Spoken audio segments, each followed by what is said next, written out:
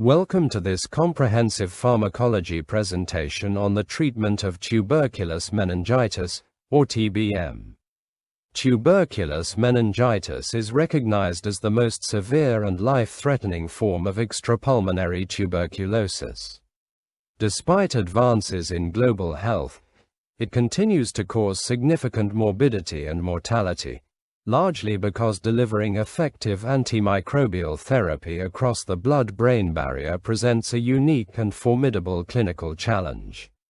In the first half of this 40-slide series, we will focus on the foundational knowledge required to manage this disease pharmacologically. We will trace the journey of Mycobacterium tuberculosis from the lungs to the central nervous system, examine how the resulting inflammatory cascade damages the brain, and review how clinical staging influences diagnostic interpretation. Tuberculous meningitis, or TBM, is the most severe form of tuberculosis affecting the central nervous system. In this lesson, we will explore how tuberculous meningitis develops, how it is diagnosed, and how key anti-tubercular drugs work to control the disease. Tuberculous meningitis usually begins with infection by Mycobacterium tuberculosis. The bacteria spread through the bloodstream and settle in the brain or meninges. Over time, they form a small hidden lesion called a rich focus. This focus may remain silent for months or even years. When it ruptures into the subarachnoid space, it releases bacteria and triggers intense inflammation. This event marks the beginning of tuberculous meningitis. The inflammatory response causes thick exudates to accumulate around the base of the brain. Blood vessels become inflamed. Cerebrospinal fluid flow may become obstructed. As a result, patients can develop hydrocephalus, cerebral infarction, cranial nerve palsies, and increased intracranial pressure. Tuberculous meningitis progresses through recognizable clinical stages. In the early stage, patients often experience fever, headache, malaise, and mild behavioral changes. As the disease advances, neurological deficits begin to appear. Confusion, neck stiffness, and cranial nerve dysfunction become more evident. In the most severe stage, coma, seizures, and profound neurological impairment may occur. Cerebrospinal fluid analysis plays a central role in diagnosis. Typical findings include elevated protein levels, reduced glucose concentration, and increased lymphocyte counts. These markers reflect ongoing inflammation and bacterial activity within the central nervous system. Effective treatment depends on first-line anti-tubercular drugs. Isoniazid, commonly called INH, inhibits the synthesis of mycolic acids that are essential for the bacterial cell wall. It is highly bactericidal and penetrates the cerebrospinal fluid extremely well, making it a cornerstone of tuberculous meningitis therapy. Rifampicin, or RIF, blocks bacterial RNA synthesis by inhibiting DNA-dependent RNA polymerase. It has potent sterilizing activity and helps eliminate persistent organisms. Although its CNS penetration is lower than isoniazid, it remains a critical component of treatment. Pyrazinamide, or PZA, is particularly active in acidic environments found within inflammatory lesions. It penetrates the central nervous system effectively and enhances bacterial clearance during the intensive phase of therapy. Ethambutol, or EMB, inhibits cell wall synthesis by interfering with arabinogalactan formation. Its cerebrospinal fluid penetration is more variable, but it plays an important role in preventing the emergence of drug resistance. Understanding pharmacokinetics and pharmacodynamics is essential in tuberculous meningitis management. Drugs must reach therapeutic concentrations within the brain and meninges while maintaining effective bacterial killing. Resistance barriers also matter. Combination therapy reduces the risk of resistant strains surviving treatment. Clinicians must remain alert for adverse effects and drug interactions. Isoniazid may cause peripheral neuropathy and hepatotoxicity. Rifampicin is a powerful enzyme inducer and can reduce the effectiveness of many medications. Pyrazinamide may cause hepatotoxicity and hyperuricemia. Ethambutol can lead to optic neuritis and visual disturbances.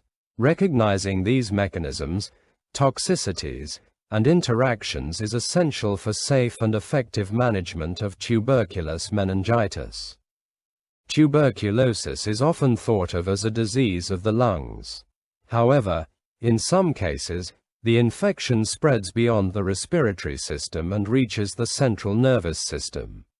When this happens, the consequences can be devastating.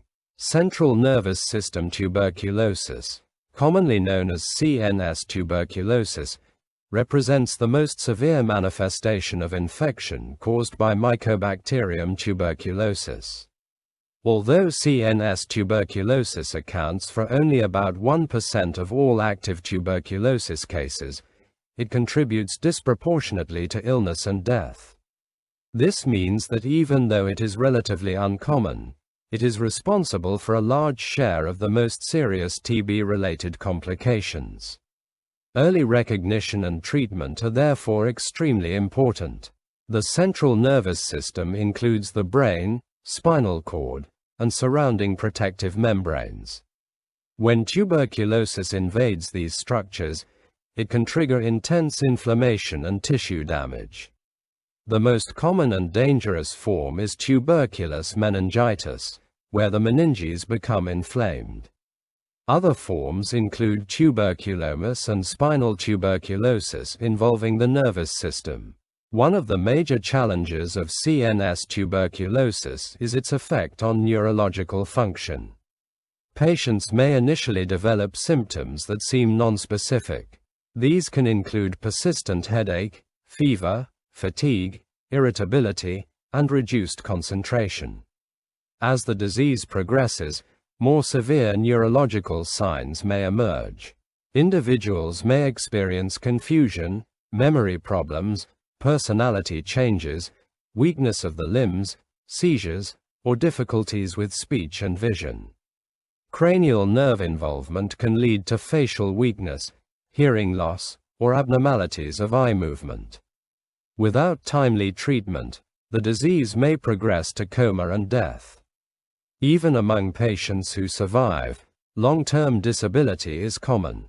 Damage to brain tissue and blood vessels may leave permanent neurological deficits.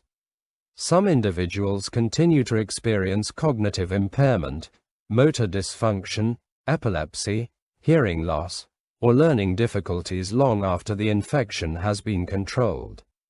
Managing CNS tuberculosis requires a highly aggressive treatment approach. Unlike many bacterial infections that respond to a single antibiotic, tuberculosis requires combination therapy. Multiple drugs are used together to target bacteria in different metabolic states and to prevent the emergence of drug resistance. Treatment is also prolonged. Therapy often extends for many months because Mycobacterium tuberculosis grows slowly and can persist within protected sites in the body.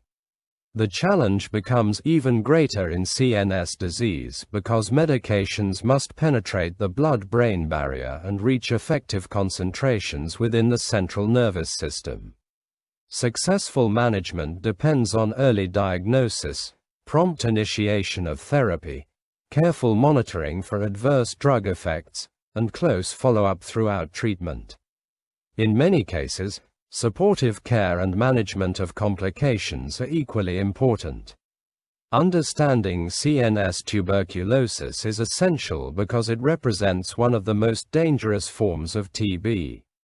Despite its relatively low frequency, its potential to cause severe neurological injury, permanent disability, and death makes it a major clinical and public health concern worldwide. Tuberculous meningitis begins with infection by Mycobacterium tuberculosis, the bacterium responsible for tuberculosis. Understanding the biology of this organism is essential for understanding why tuberculosis can be so difficult to treat and control. Mycobacterium tuberculosis is a highly specialized microorganism.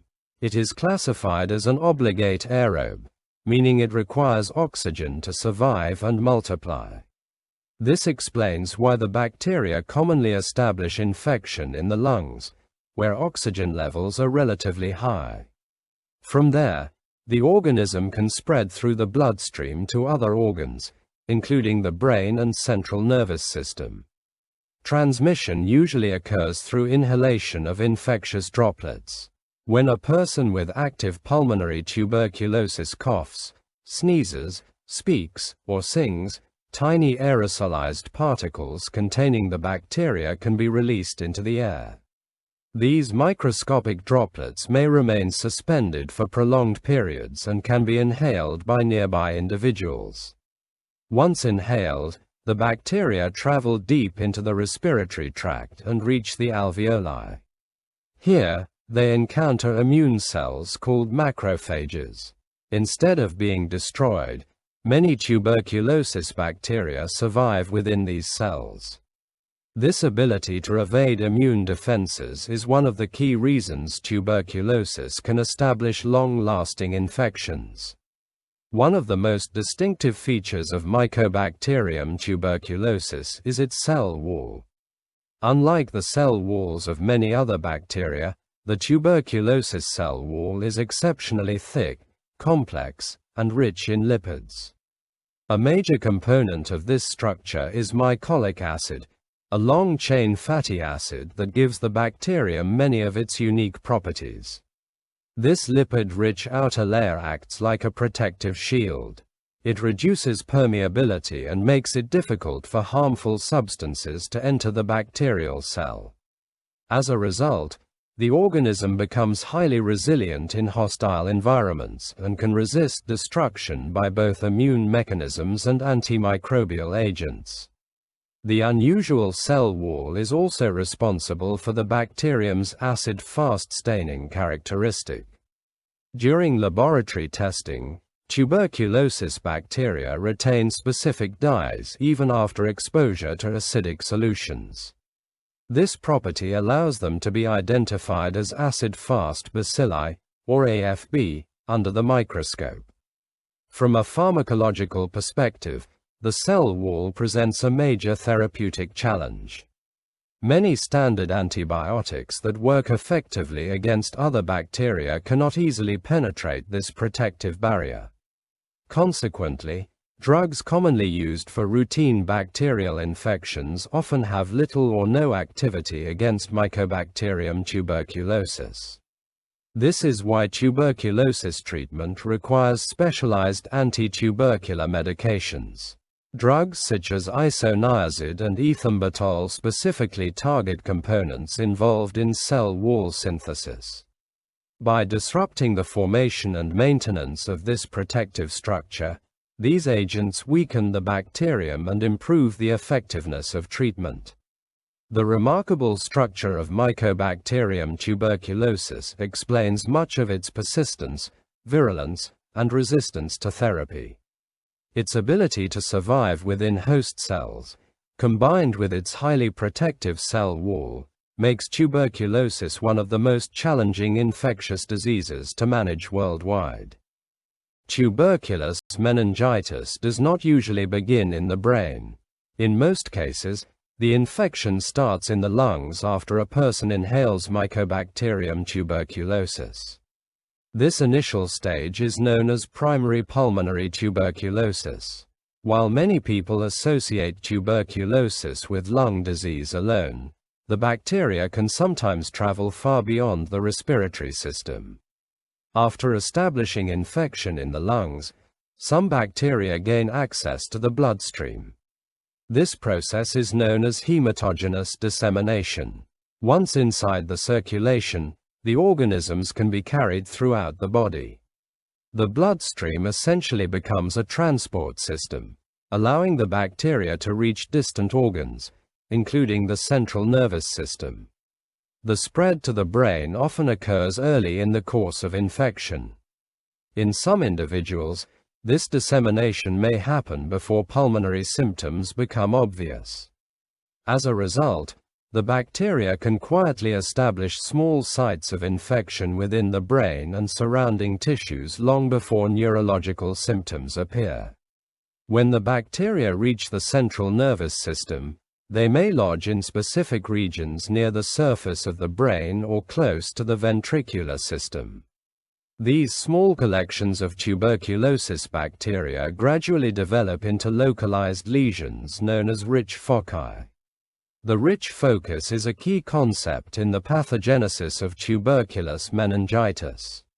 Rich foci are typically found in subpial regions, which lie just beneath the pia mater, the delicate membrane covering the brain. They may also form in subependymal regions, located beneath the lining of the brain's ventricles. At this stage, the lesions are often small and clinically silent. A person may feel completely healthy while these microscopic lesions remain hidden within the central nervous system. The immune system may partially contain the infection, preventing immediate progression. This dormant period can last for months or even years. However, the rich focus represents a potential danger. Over time, the lesion may enlarge and undergo caseous necrosis, a characteristic form of tissue destruction seen in tuberculosis.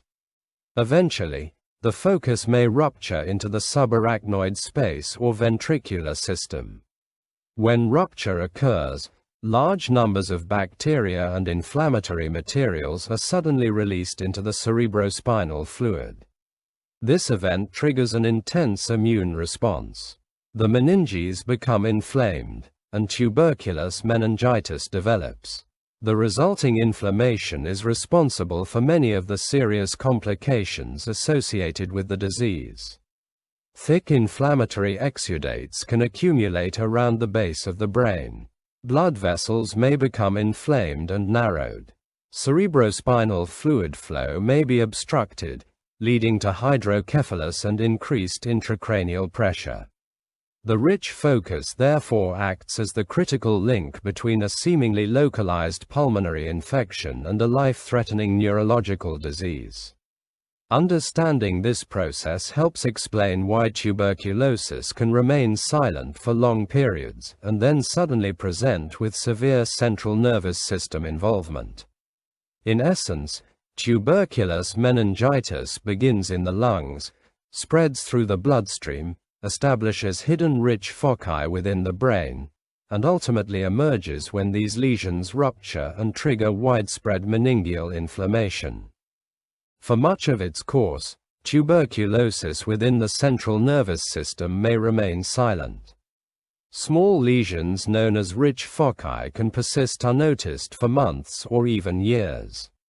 During this period, the infection remains localized, and the patient may have no obvious neurological symptoms.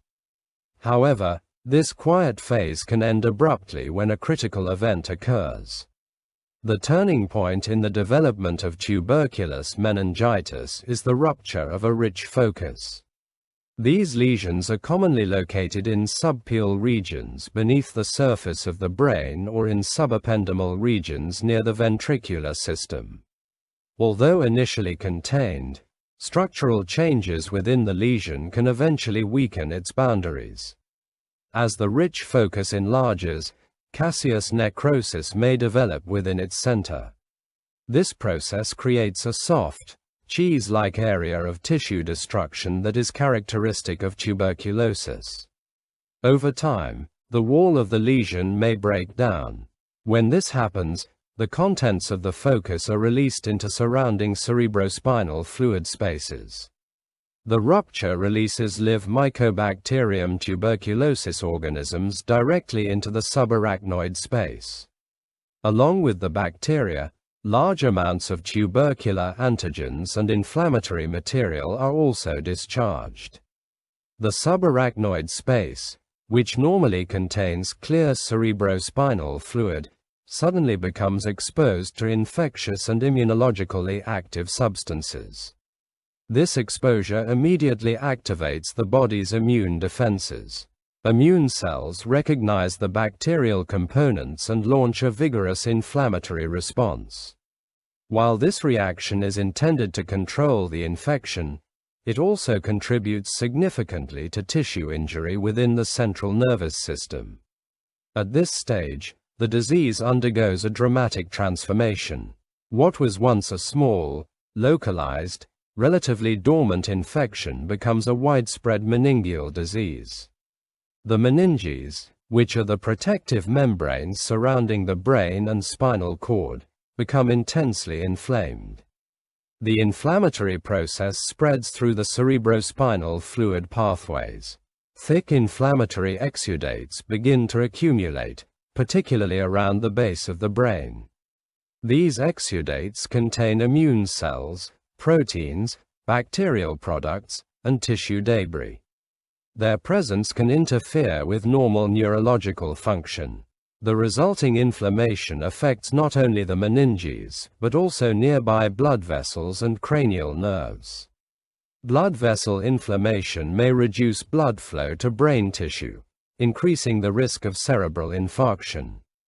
Cranial nerve involvement can lead to visual disturbances, hearing impairment, facial weakness, and abnormalities of eye movement. The flow and absorption of cerebrospinal fluid may also become disrupted. This can cause hydrocephalus, a condition characterized by excessive accumulation of fluid within the brain. Rising intracranial pressure may further worsen neurological damage. Clinically, this transition marks the onset of tuberculous meningitis. Patients who previously appeared well may begin to experience persistent headaches, fever, neck stiffness, lethargy, and changes in mental status. Without prompt treatment, neurological deterioration can progress rapidly. The rupture of a rich focus is therefore the defining trigger event in tuberculous meningitis. It converts a contained infection into an aggressive inflammatory disease and initiates the cascade of events responsible for the severe complications associated with CNS tuberculosis. Once a rich focus ruptures and releases bacteria into the cerebrospinal fluid, the body's immune system reacts immediately. The central nervous system recognizes the presence of foreign tubercular proteins and bacterial antigens. This triggers a powerful inflammatory response that becomes a major driver of disease progression. Ironically, many of the serious complications of tuberculous meningitis result not only from the bacteria themselves but also from the body's attempt to fight them. Immune cells rapidly migrate into the cerebrospinal fluid. Cytokines and inflammatory mediators are released in large quantities. These substances are essential for controlling infection, but they can also cause significant tissue damage. As inflammation intensifies, a characteristic feature of tuberculous meningitis begins to develop. Thick, gelatinous inflammatory material accumulates around the base of the brain. This material is known as basal exudate. It consists of immune cells, proteins, fibrin, bacterial components, and cellular debris. The exudate tends to collect within the basal cisterns, which are spaces filled with cerebrospinal fluid located at the base of the brain. Because gravity and fluid flow patterns favor this region, inflammatory material gradually becomes concentrated there. This accumulation creates a serious problem. The base of the brain contains several important structures packed into a relatively small space. As the exudate thickens, it begins to surround and compress nearby tissues. The resulting pressure and inflammation contribute directly to neurological dysfunction. Among the structures most vulnerable to damage are the cranial nerves. These nerves emerge from the brainstem and travel through areas where basal exudates commonly accumulate. As inflammatory material builds up, the nerves can become trapped, compressed, and infiltrated by inflammatory cells. Particularly affected are the nerves responsible for eye movement. The oculomotor nerve, or cranial nerve 3, controls most eye movements and eyelid elevation. The trochlear nerve, or cranial nerve 4, helps move the eye downward and inward. The abducens nerve, or cranial nerve 6, controls lateral eye movement. When these nerves become involved, patients may develop double vision, abnormal eye movements, drooping of the eyelid, or difficulty focusing. Eye movement abnormalities are therefore important clinical clues that suggest cranial nerve involvement in tuberculous meningitis. The damage is not limited to mechanical compression. Ongoing inflammation can impair nerve blood supply and directly injure nerve tissue. As a result, neurological deficits may persist even after the infection has been successfully treated. Basal exudates can also affect other cranial nerves. Patients may experience facial weakness, hearing loss, swallowing difficulties, or sensory disturbances depending on which nerves are involved. The extent of neurological impairment often reflects the severity of inflammation at the base of the brain. This stage of the disease highlights an important principle. In tuberculous meningitis, the immune response is both protective and harmful. While it helps contain the infection, excessive inflammation leads to exudate formation, cranial nerve damage, and many of the disabling complications associated with the disease. Understanding basal exudate formation helps explain why early diagnosis and prompt treatment are critical. Reducing both bacterial burden and inflammation is essential for preserving neurological function and improving patient outcomes. As tuberculous meningitis progresses, the effects of inflammation extend far beyond the meninges. Two of the most serious and life-threatening complications are cerebral vasculitis and hydrocephalus. These complications are major contributors to neurological disability and mortality in patients with CNS tuberculosis. One of the key targets of inflammation is the cerebral blood vessels. The thick inflammatory exudate that accumulates around the base of the brain surrounds arteries and smaller blood vessels supplying vital brain tissue. Over time, inflammatory cells infiltrate the vessel walls and trigger a condition known as cerebral vasculitis. Cerebral vasculitis simply means inflammation of the blood vessels within the brain. As the vessel walls become inflamed, they thicken and swell. This narrowing reduces the diameter of the vessel lumen, making it more difficult for blood to flow normally. Reduced blood flow means that certain areas of the brain may receive less oxygen and fewer nutrients. Brain tissue is highly sensitive to interruptions in its blood supply. Even a brief reduction can result in cellular injury and dysfunction. If blood flow becomes critically impaired, an ischemic stroke may occur. In this situation, a region of brain tissue is deprived of oxygen and begins to die. These infarctions are common complications of tuberculous meningitis and are often responsible for permanent neurological deficits. The location of the stroke determines the symptoms that develop. Patients may experience weakness on one side of the body, difficulty speaking, loss of coordination, visual disturbances, or altered consciousness.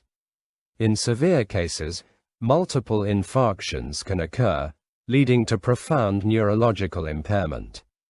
At the same time, another dangerous process may be developing. Normally, cerebrospinal fluid circulates continuously around the brain and spinal cord. It cushions the nervous system, removes waste products, and helps maintain a stable environment for neural function.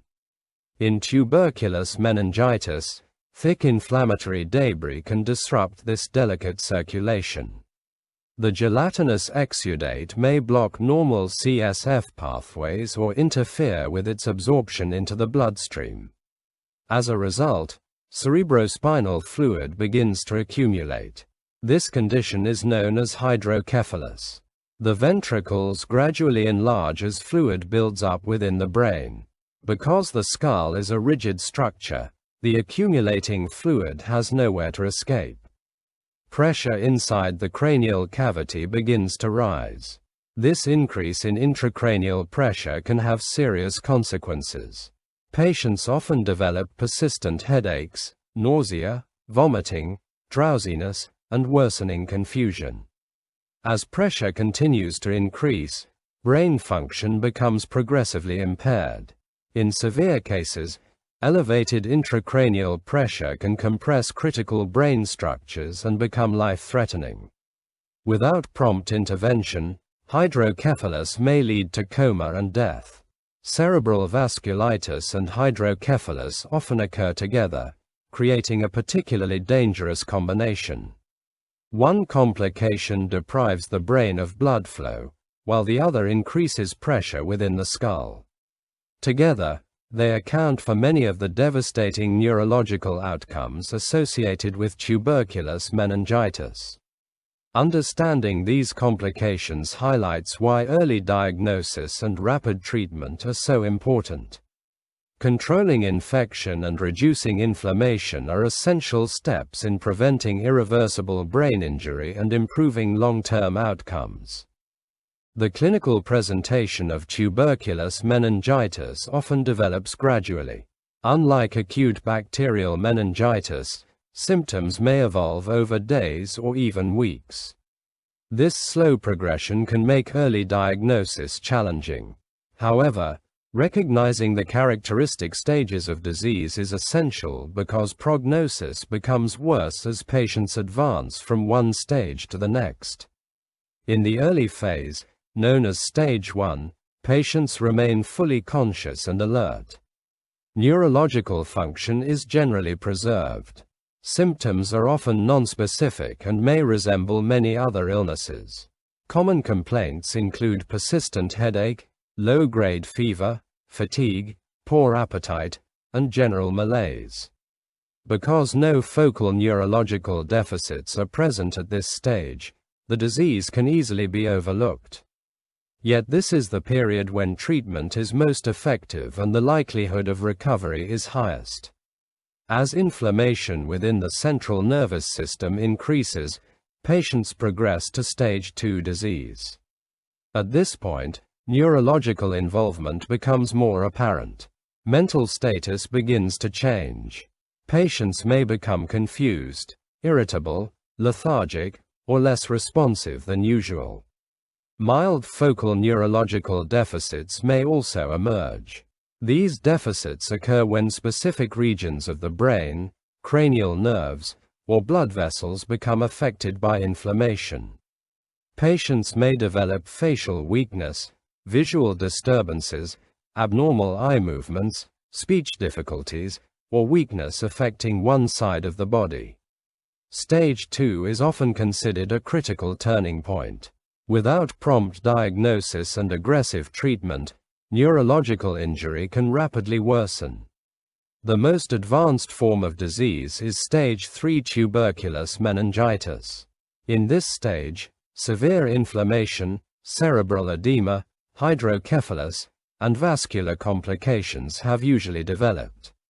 Patients may become stuporous, meaning they respond only to strong stimulation, or they may progress to coma.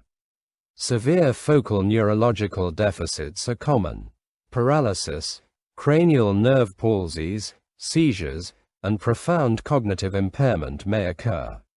The risk of permanent disability and death increases dramatically once patients reach this stage.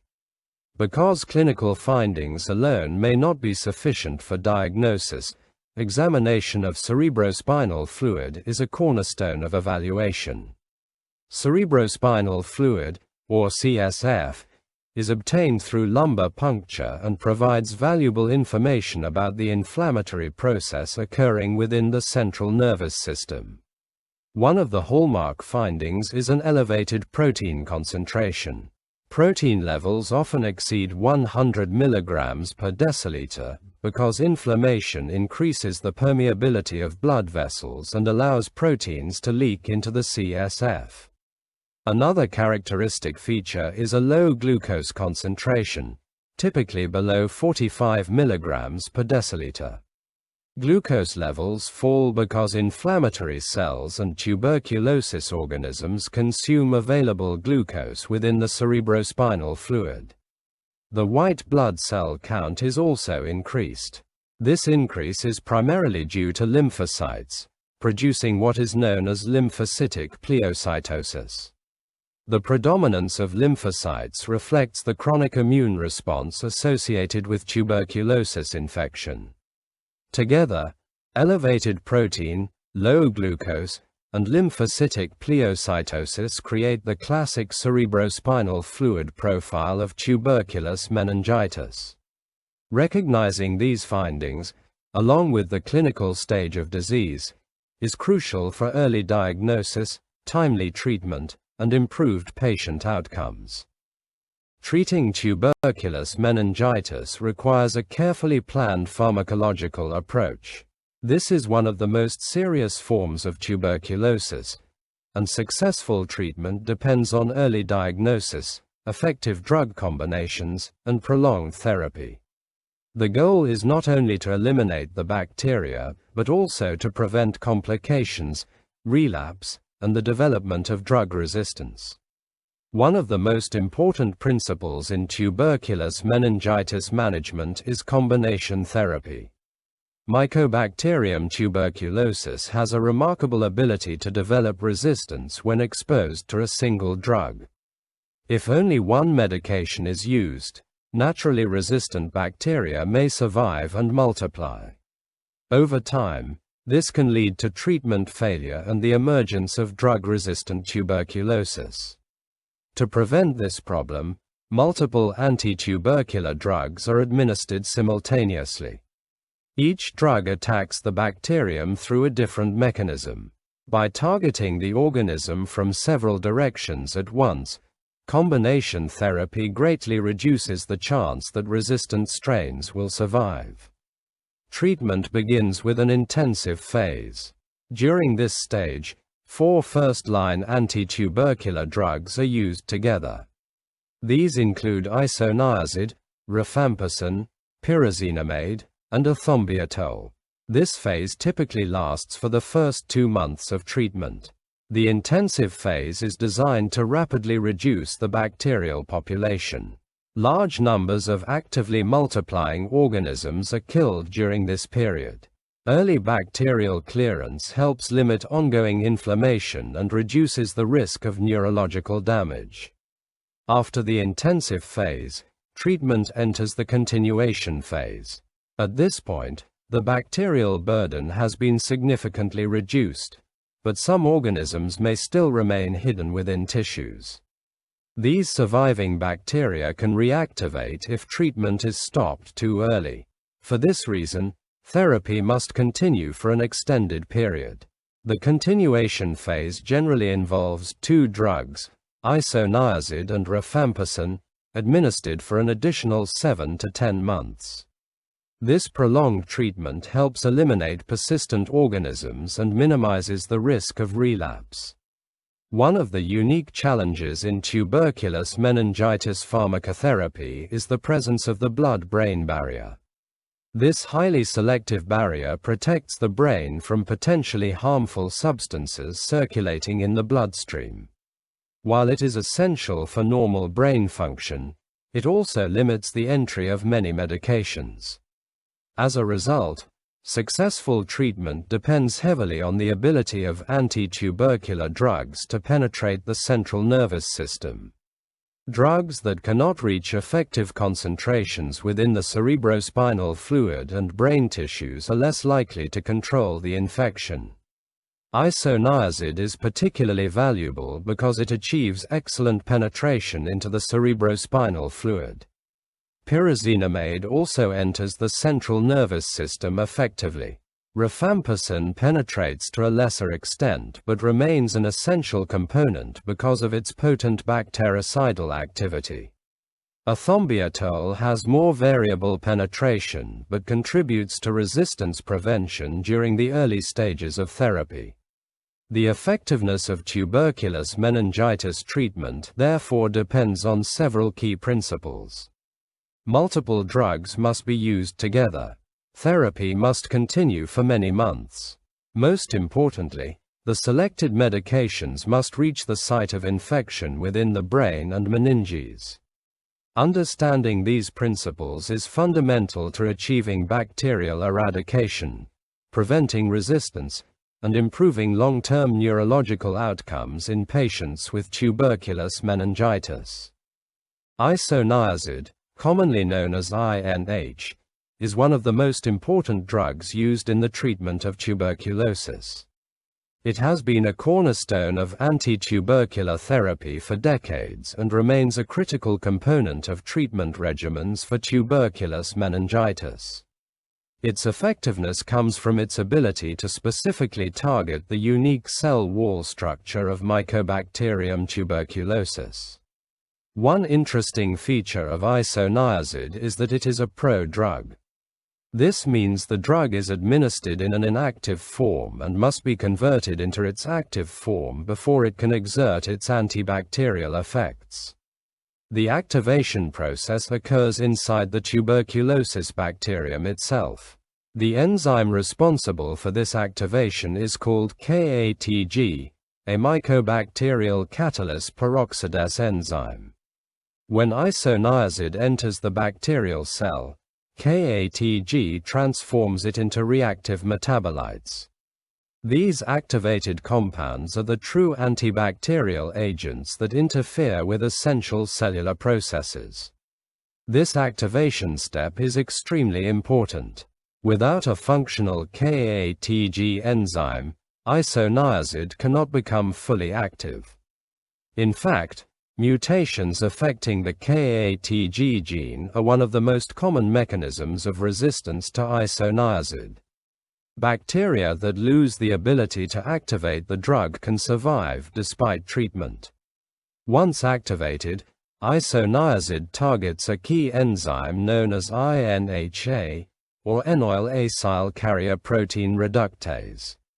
This enzyme plays a vital role in the synthesis of mycolic acids, which are major structural components of the mycobacterial cell wall.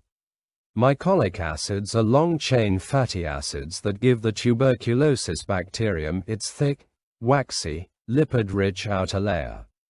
This protective barrier helps the organism resist environmental stress, evade immune defenses, and withstand many antimicrobial agents. By inhibiting INHA, isoniazid blocks the production of these essential mycolic acids. Without an adequate supply of mycolic acids, the bacterium cannot properly construct or maintain its cell wall. The integrity of the protective barrier gradually deteriorates. As cell wall synthesis comes to a halt, the bacterium becomes increasingly vulnerable. The weakened cell wall loses its ability to provide structural support and protection. Eventually, the organism can no longer survive and replicate effectively. This mechanism makes isoniazid particularly effective against actively dividing tuberculosis bacteria. Rapidly growing organisms require continuous cell wall synthesis, making them especially susceptible to inhibition of mycolic acid production. In tuberculous meningitis, isoniazid has an additional advantage. It penetrates the cerebrospinal fluid extremely well and reaches therapeutic concentrations within the central nervous system. This excellent CNS penetration allows the drug to attack bacteria located within the meninges and brain tissues. In summary, isoniazid works through a highly targeted sequence of events. It enters the bacterium as an inactive prodrug, becomes activated by the KATG enzyme, inhibits the INHA enzyme, blocks mycolic acid synthesis, and ultimately destroys the integrity of the mycobacterial cell wall.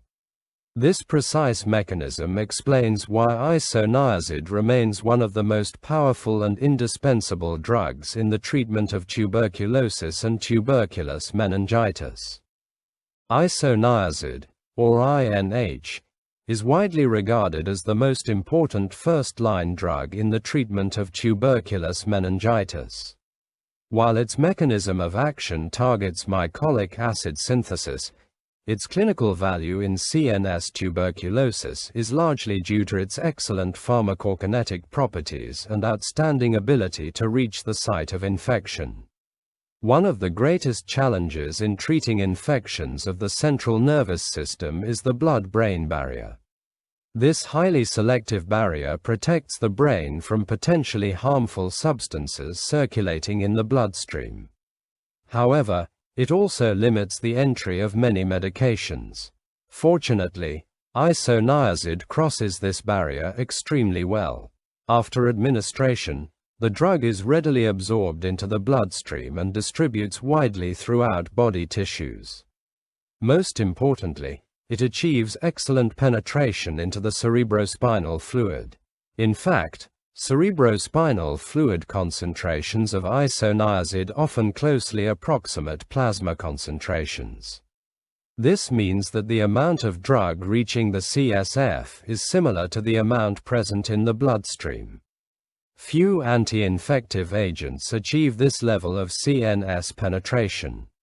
This characteristic is particularly important in tuberculous meningitis because the infection is located within the meninges and cerebrospinal fluid spaces. To eliminate bacteria effectively, a drug must reach these compartments in adequate concentrations. Isoniazid accomplishes this remarkably well. From a pharmacodynamic perspective, isoniazid is highly bactericidal. A bactericidal drug actively kills bacteria rather than simply inhibiting their growth. This rapid killing activity is especially valuable during the early stages of treatment when bacterial numbers are highest. Isoniazid is most effective against actively multiplying Mycobacterium tuberculosis organisms. These rapidly growing bacteria require continuous synthesis of mycolic acids to maintain their cell walls. By blocking this process, isoniazid causes bacterial death and helps reduce the overall burden of infection. The drug also exhibits predominantly time-dependent antimicrobial activity. This means that effectiveness is closely related to how long bacterial cells remain exposed to therapeutic drug concentrations. Maintaining adequate levels over time helps maximize bacterial killing and treatment success. In tuberculous meningitis, this combination of excellent CNS penetration and potent bactericidal activity makes isoniazid uniquely valuable. The drug can readily enter the cerebrospinal fluid, locate actively growing bacteria, and eliminate them efficiently. For this reason, isoniazid is often considered the principal drug responsible for clearing active tuberculosis organisms from the CSF. While other medications contribute important complementary actions, isoniazid remains the cornerstone of bacterial eradication within the central nervous system. Its role extends beyond simply reducing bacterial numbers. Rapid bacterial clearance also helps limit ongoing inflammation, reduce tissue injury, and lower the risk of neurological complications. Early control of infection can significantly influence long-term outcomes.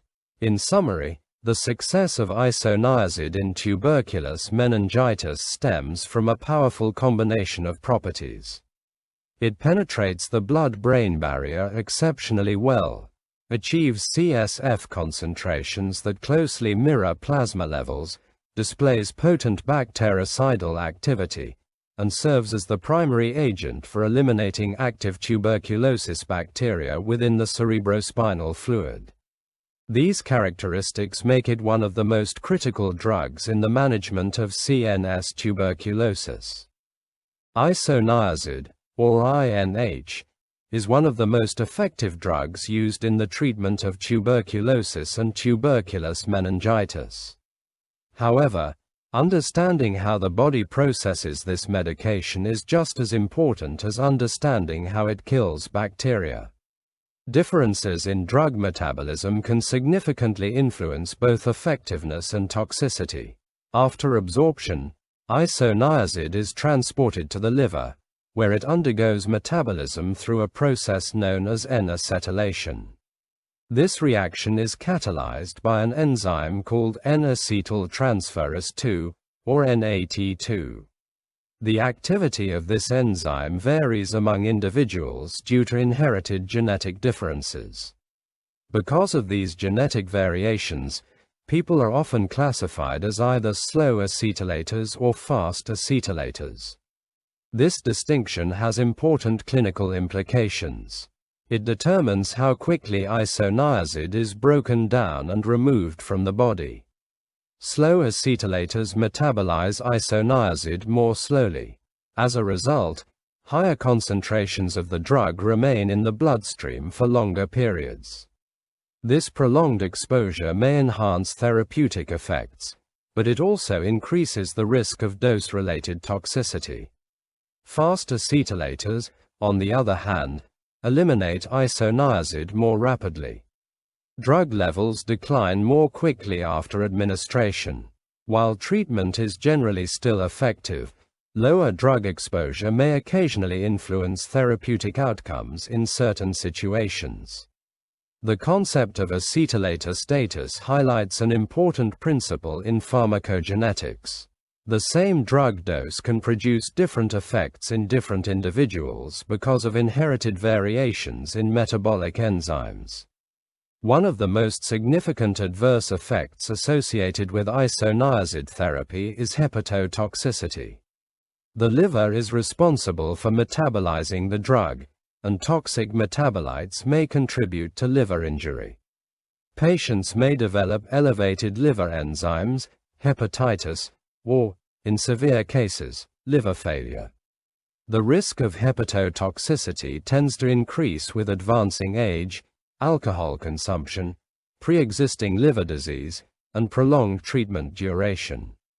Careful monitoring of liver function is therefore an important aspect of patient management.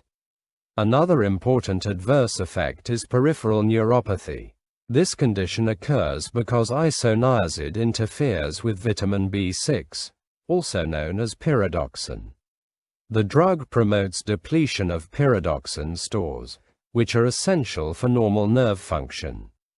As vitamin B6 levels fall, patients may experience numbness, tingling, burning sensations, or weakness, particularly in the hands and feet. These symptoms reflect damage or dysfunction of peripheral nerves. Fortunately, this complication is often preventable. Pyridoxine supplementation is commonly administered alongside isoniazid therapy, especially in high-risk individuals such as malnourished patients, pregnant women, individuals with diabetes, and those with HIV infection. Isoniazid is also associated with clinically important drug interactions. It inhibits several hepatic cytochrome P450 enzymes, including CYP2C9, CYP2C19, and CYP3A4. These enzymes normally metabolize many commonly prescribed medications. When these enzymes are inhibited, blood concentrations of certain drugs may increase, potentially leading to toxicity.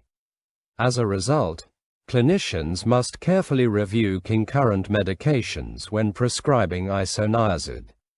Understanding isoniazid metabolism, genetic acetylator status, adverse effects, and drug interactions is essential for maximizing therapeutic benefit while minimizing treatment-related complications in patients with tuberculosis and tuberculous meningitis. Rifampicin, often abbreviated as RIF, is one of the most powerful first-line drugs used in the treatment of tuberculosis and tuberculous meningitis. It plays a critical role in combination therapy because of its potent bactericidal activity and its ability to eliminate both actively growing and slowly replicating tuberculosis bacteria. To understand how rifampicin works, it is helpful to remember that every living cell must continually produce proteins in order to survive. Before proteins can be made, genetic information stored in DNA must first be copied into RNA. This process is known as transcription. The key enzyme responsible for transcription in bacteria is DNA-dependent RNA polymerase, often abbreviated as DDRP. This enzyme acts like a molecular machine that reads bacterial DNA and synthesizes messenger RNA, or mRNA. The messenger RNA then serves as a template for protein production. Rifampicin specifically targets this essential enzyme. The drug binds tightly to the beta subunit of bacterial DNA-dependent RNA polymerase. This binding is highly selective and interferes directly with the enzyme's normal function. Once rifampicin attaches to the beta subunit, it creates a physical obstruction within the RNA polymerase complex. The enzyme may begin the process of transcription, but it cannot effectively continue the synthesis of the growing RNA strand. In simple terms, rifampicin places a roadblock in the path of RNA production. The enzyme becomes unable to elongate the newly forming RNA molecule. As a result, transcription is abruptly halted. Without successful RNA synthesis, the bacterium cannot produce the proteins required for metabolism, growth, repair, and reproduction. Essential cellular activities quickly begin to fail. The organism loses its ability to function normally and eventually dies. The result is complete inhibition of bacterial transcription. Since RNA synthesis is fundamental to cellular survival, this mechanism produces a powerful antibacterial effect. This explains why rifampicin is considered one of the most effective anti-tubercular agents available. An important advantage of rifampicin is that it acts at an early stage of gene expression. By preventing RNA formation, it shuts down protein production before proteins can even be synthesized. This broad disruption affects numerous bacterial pathways simultaneously. Rifampicin is particularly valuable in tuberculosis because Mycobacterium tuberculosis grows slowly and can persist in different metabolic states within the body.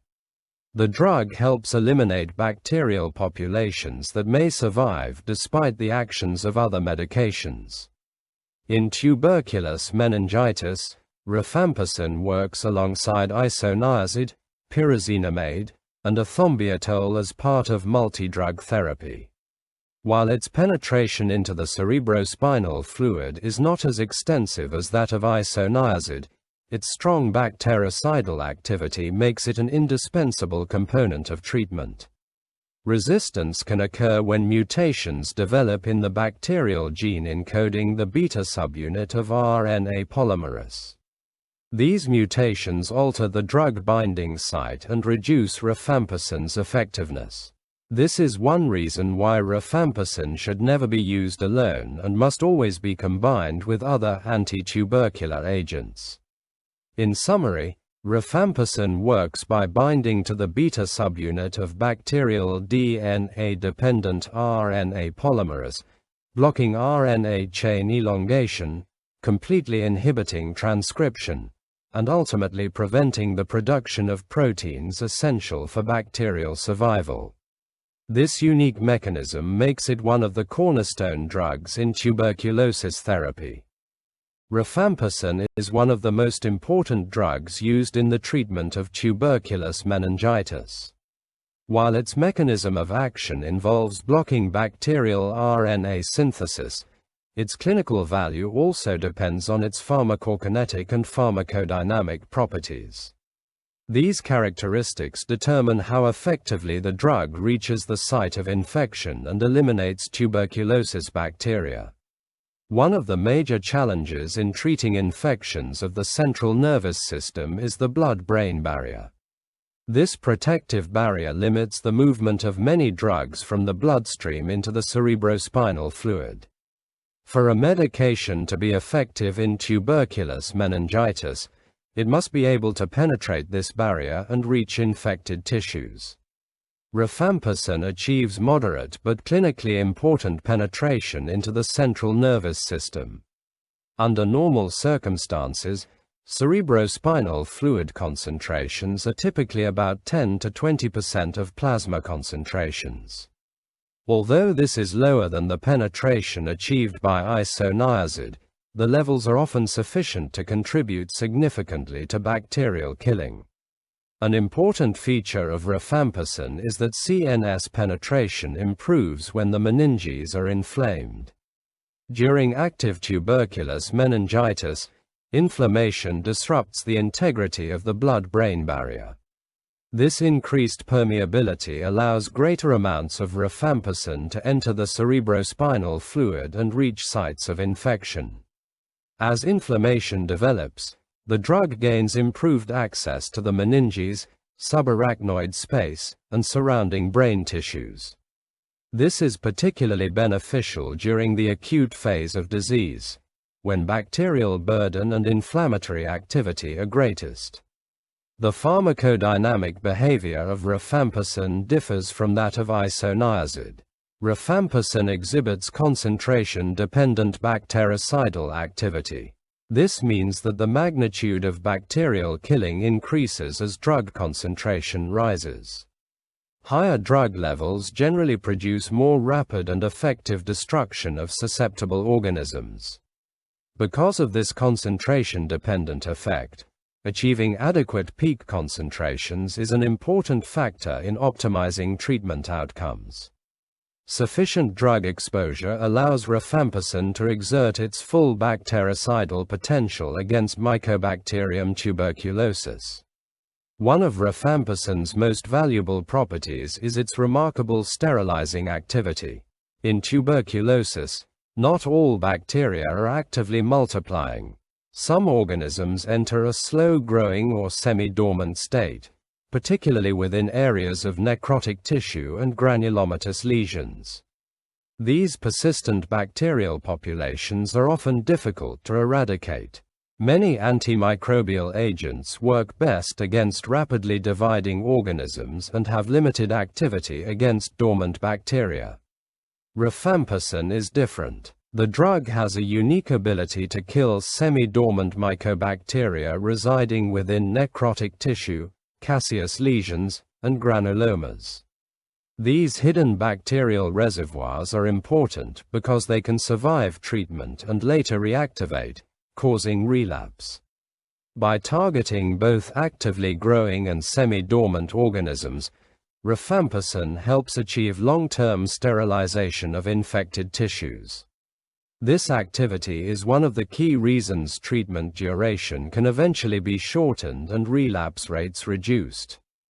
In tuberculous meningitis, rifampicin therefore serves multiple critical roles.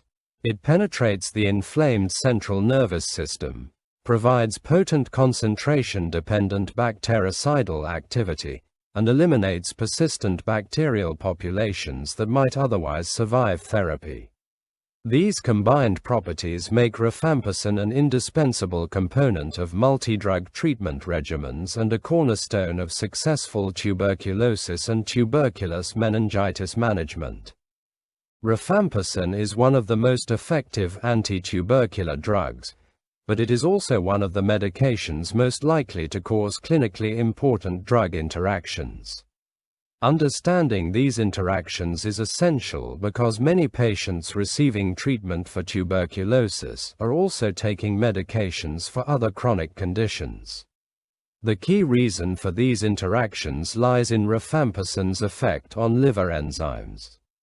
Rifampicin is a powerful inducer of several cytochrome P450 enzyme systems, including CYP1A2, CYP2C9, CYP2C19, and CYP3A4. These enzymes are responsible for metabolizing a wide range of medications. When rifampicin induces these enzymes, it increases their activity. In simple terms, the liver becomes more efficient at breaking down certain drugs. As a result, medications that would normally remain in the bloodstream for a specific period are eliminated much more quickly. This accelerated metabolism can significantly reduce drug concentrations in the body. Lower drug levels often translate into reduced therapeutic effectiveness. In some cases, treatment failure may occur if medication doses are not adjusted appropriately. One important example involves oral contraceptives. Rifampicin can dramatically increase the metabolism of hormonal contraceptives, reducing their effectiveness. Women taking rifampicin may therefore face a higher risk of unintended pregnancy if alternative contraceptive measures are not used. Another major concern involves antiretroviral medications used to treat HIV infection. Tuberculosis and HIV frequently occur together, particularly in regions where both diseases are highly prevalent. Rifampicin can lower blood concentrations of several antiretroviral agents, making HIV treatment more challenging and requiring careful selection of drug regimens. Warfarin provides another classic example of a clinically significant interaction. This anticoagulant relies on precise dosing to prevent blood clots while minimizing bleeding risk.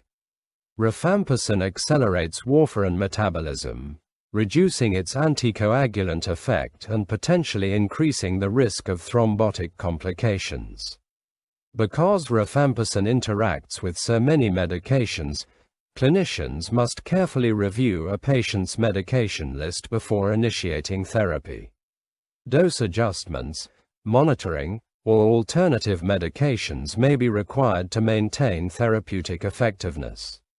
In addition to drug interactions, rifampicin is associated with several important adverse effects. One of the most significant is hepatotoxicity. Like many first-line anti-tubercular agents, rifampicin can cause liver injury. Patients may develop elevated liver enzymes, hepatitis, or, in rare cases, severe hepatic dysfunction. Routine monitoring of liver function is often recommended, particularly when rifampicin is combined with other potentially hepatotoxic medications such as Isoniazid and Pyrazinamide. A distinctive and often surprising side effect of rifampicin is the orange-red discoloration of body fluids. Patients may notice that their urine, sweat, saliva, tears, and even contact lenses develop a reddish-orange color. Although this effect can be alarming if unexpected, it is generally harmless and reflects the natural pigmentation of the drug and its metabolites. Educating patients about this possibility is important because it helps prevent unnecessary anxiety and improves adherence to treatment. In summary, rifampicin is a highly effective anti-tubercular agent, but its potent induction of CYP enzymes creates numerous drug interactions. Combined with its potential for hepatotoxicity and characteristic orange discoloration of body fluids, these properties make careful monitoring and patient counseling essential components of therapy. Pyrazinamide, commonly abbreviated as PZA, is one of the 4 essential first-line drugs used during the intensive phase of tuberculosis treatment. Although it may not receive as much attention as Isoniazid or rifampicin, Pyrazinamide plays a unique and highly valuable role in the management of tuberculous meningitis. One reason pyrazinamide is so important is that it targets bacterial populations that are often difficult for other drugs to eliminate. Tuberculosis bacteria can survive within hostile environments inside the body, particularly within immune cells and inflamed tissues.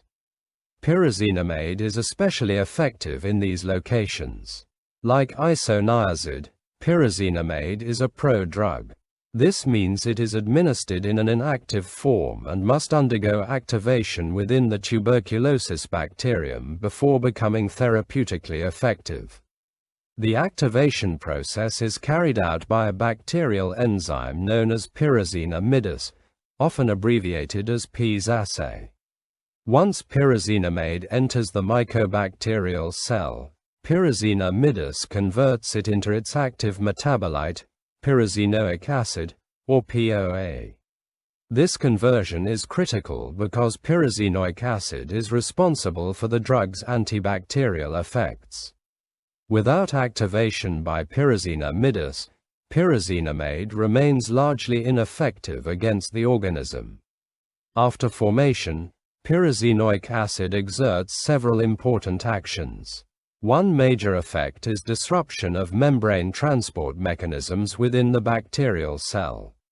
The bacterial membrane plays a vital role in maintaining cellular homeostasis, transporting nutrients, and regulating waste removal. When membrane function is disrupted, the bacterium struggles to maintain its internal environment. Essential metabolic processes become impaired, weakening the organism and reducing its ability to survive. Pyrazinoic acid also interferes with fatty acid synthase 1, commonly known as FAS1. This enzyme is involved in the synthesis of fatty acids that contribute to cellular structure and metabolism. Inhibiting fatty acid synthase 1 further compromises bacterial survival and growth. What truly distinguishes pyrazinamide from many other anti-tubercular drugs is its preference for acidic environments. Most antibiotics function optimally at neutral pH. Pyrazinamide, however, becomes more active as the environment becomes more acidic. This characteristic is particularly important in tuberculosis. Areas of active inflammation, necrotic tissue, and intracellular infection often develop acidic conditions. Macrophages, the immune cells that engulf tuberculosis bacteria, create acidic compartments known as phagolysosomes. Within these acidic intracellular environments, pyrazinamide becomes especially effective. It can target bacteria that survive inside macrophages, where many other drugs may have reduced activity. This ability allows pyrazinamide to attack organisms hidden within protected niches of infection. In tuberculous meningitis, pyrazinamide contributes significantly to early bacterial clearance. It complements the actions of Isoniazid and Rifampicin by targeting bacterial populations that might otherwise persist despite treatment. Its activity in acidic inflammatory lesions also helps reduce the burden of infection in areas where tuberculosis organisms are particularly difficult to eradicate. This contributes to faster sterilization of infected tissues and improved treatment outcomes. In summary, pyrazinamide is a uniquely valuable anti-tubercular drug. It is activated by mycobacterial pyrazinamide into pyrazinoic acid, disrupts membrane transport, inhibits fatty acid synthase 1, and functions most effectively in acidic environments such as those found inside macrophages and inflamed tissues. These properties make it an essential component of modern tuberculous meningitis therapy.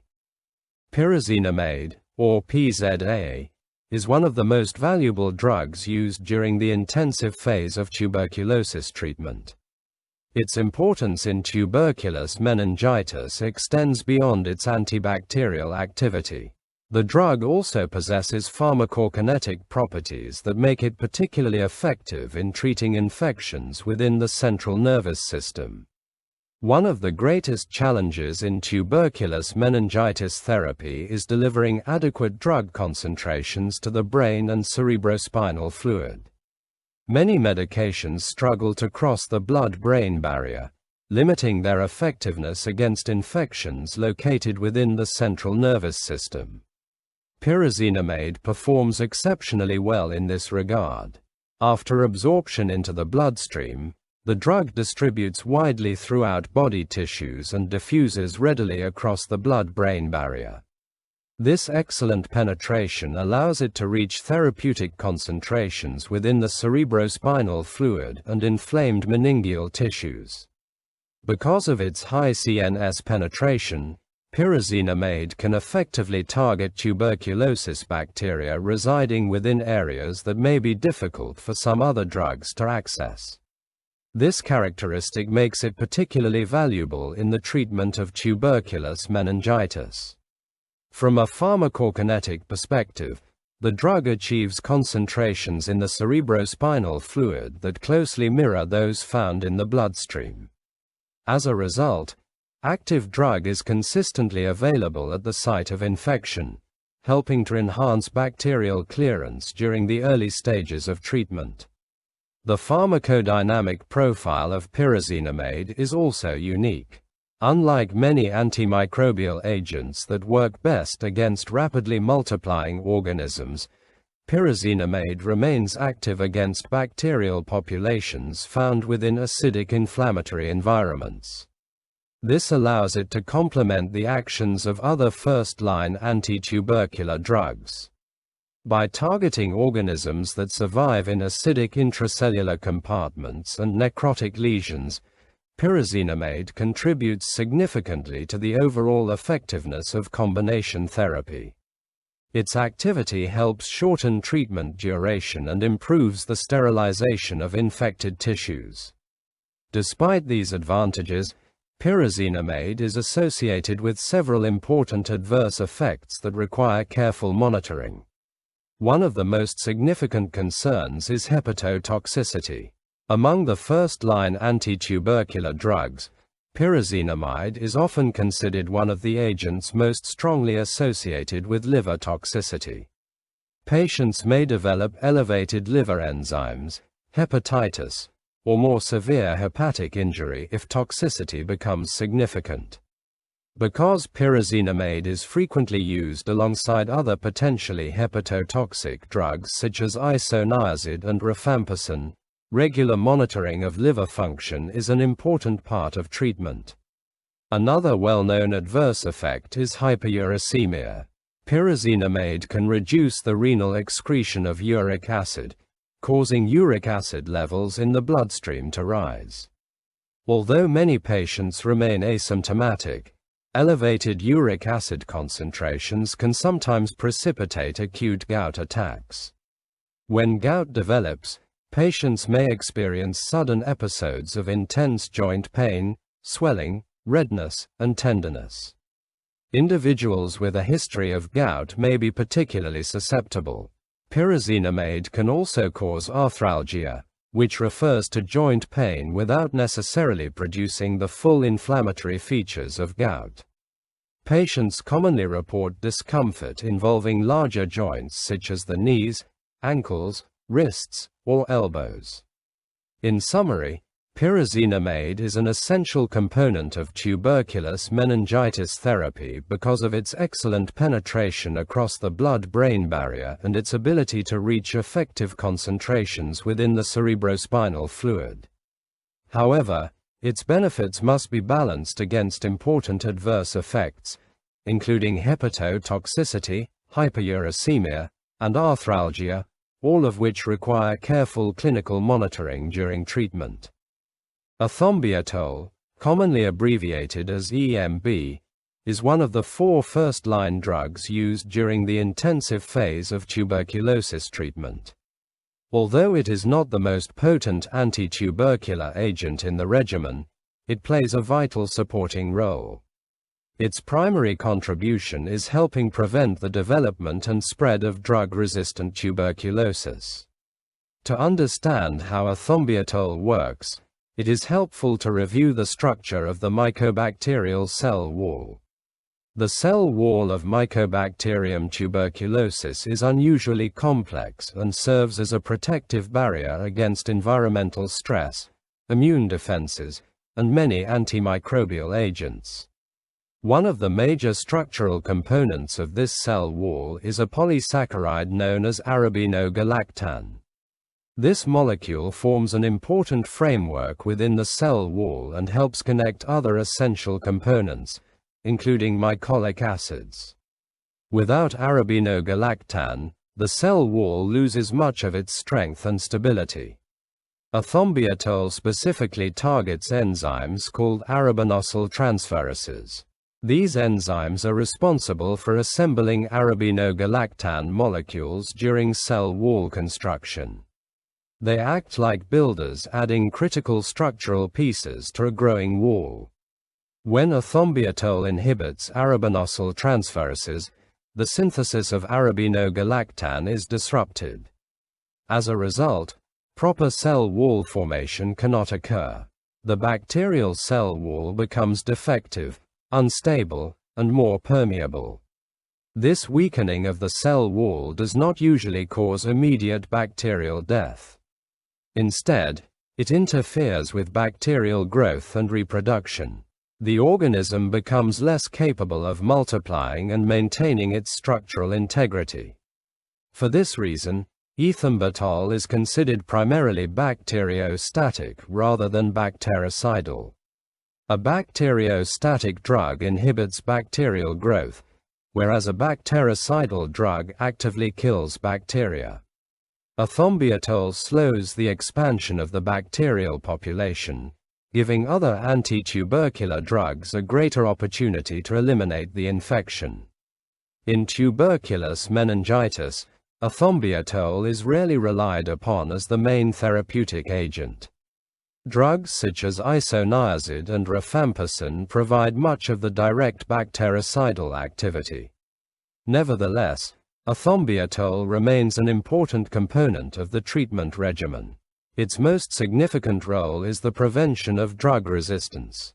Tuberculosis bacteria can develop genetic mutations that allow them to survive exposure to individual drugs. If resistant organisms emerge during treatment, therapy becomes much more difficult and less effective. By adding ethambutol to combination therapy, the likelihood that resistant bacteria will survive and multiply is greatly reduced.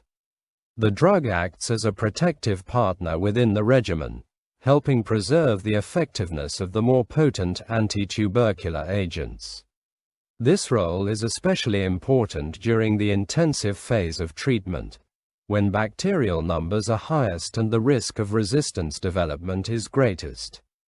Using multiple drugs with different mechanisms of action creates several barriers that bacteria must overcome simultaneously. Although ethambutol has more variable penetration into the central nervous system than some other first-line drugs, it still contributes to the overall success of therapy by strengthening the multi-drug approach. In summary, ethambutol works by inhibiting arabinosyl transferases, blocking the synthesis of arabinogalactan, and disrupting mycobacterial cell wall formation.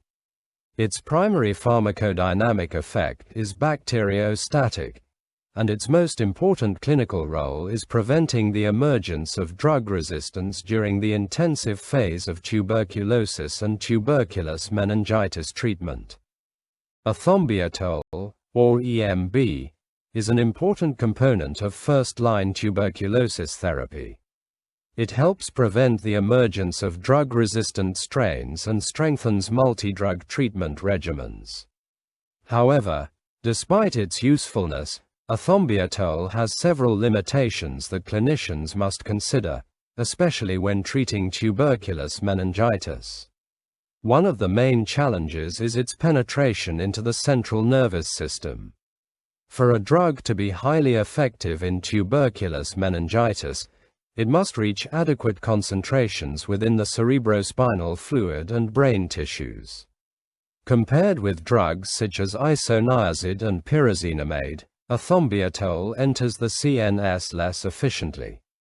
Its cerebrospinal fluid penetration is generally considered moderate to poor, often ranging between 10 and 50% of plasma concentrations.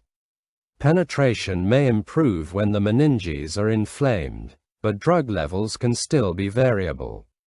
Because of this limitation, Ethambutol is not usually relied upon as the primary agent for clearing bacteria from the central nervous system.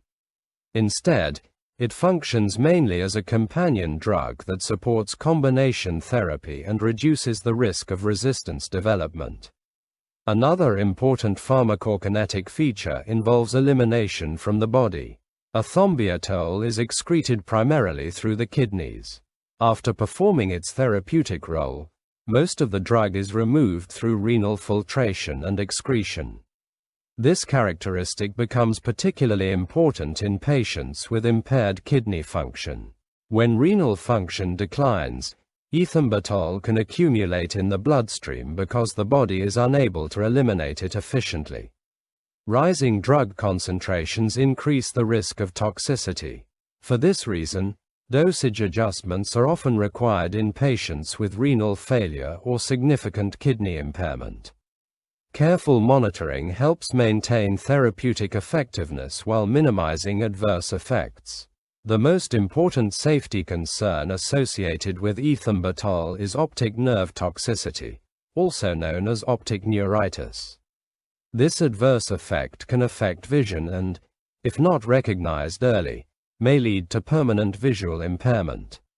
The optic nerve carries visual information from the eye to the brain. Toxicity affecting this nerve can interfere with normal visual function.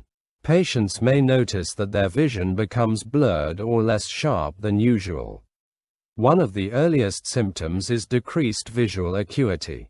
Objects may appear less clear, and activities such as reading or recognizing distant objects may become more difficult. Another characteristic feature is impaired color vision. Patients often develop difficulty distinguishing red and green colors. This red-green color blindness is considered a classic sign of ethambutol-induced optic toxicity. The risk of optic nerve damage generally increases with higher doses, prolonged treatment, and impaired renal function. Fortunately, if detected early and the drug is discontinued promptly, visual changes are often reversible.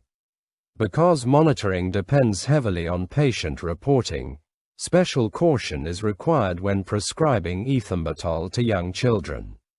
Very young patients may be unable to recognize or communicate subtle changes in vision. As a result, ethambutol is often avoided or used with extreme caution in children who cannot reliably describe visual symptoms. This precaution helps reduce the risk of undetected optic nerve injury. In summary, ethambutol plays an important role in preventing tuberculosis drug resistance, but its limitations include variable CNS penetration, dependence on renal excretion, and the risk of optic nerve toxicity. Careful monitoring and appropriate patient selection are essential for safe and effective use. When treating tuberculous meningitis, selecting the right drugs is only part of the challenge. The medications must also reach the site of infection. Because the bacteria are located within the meninges, cerebrospinal fluid, and sometimes brain tissue itself, effective treatment depends heavily on central nervous system penetration.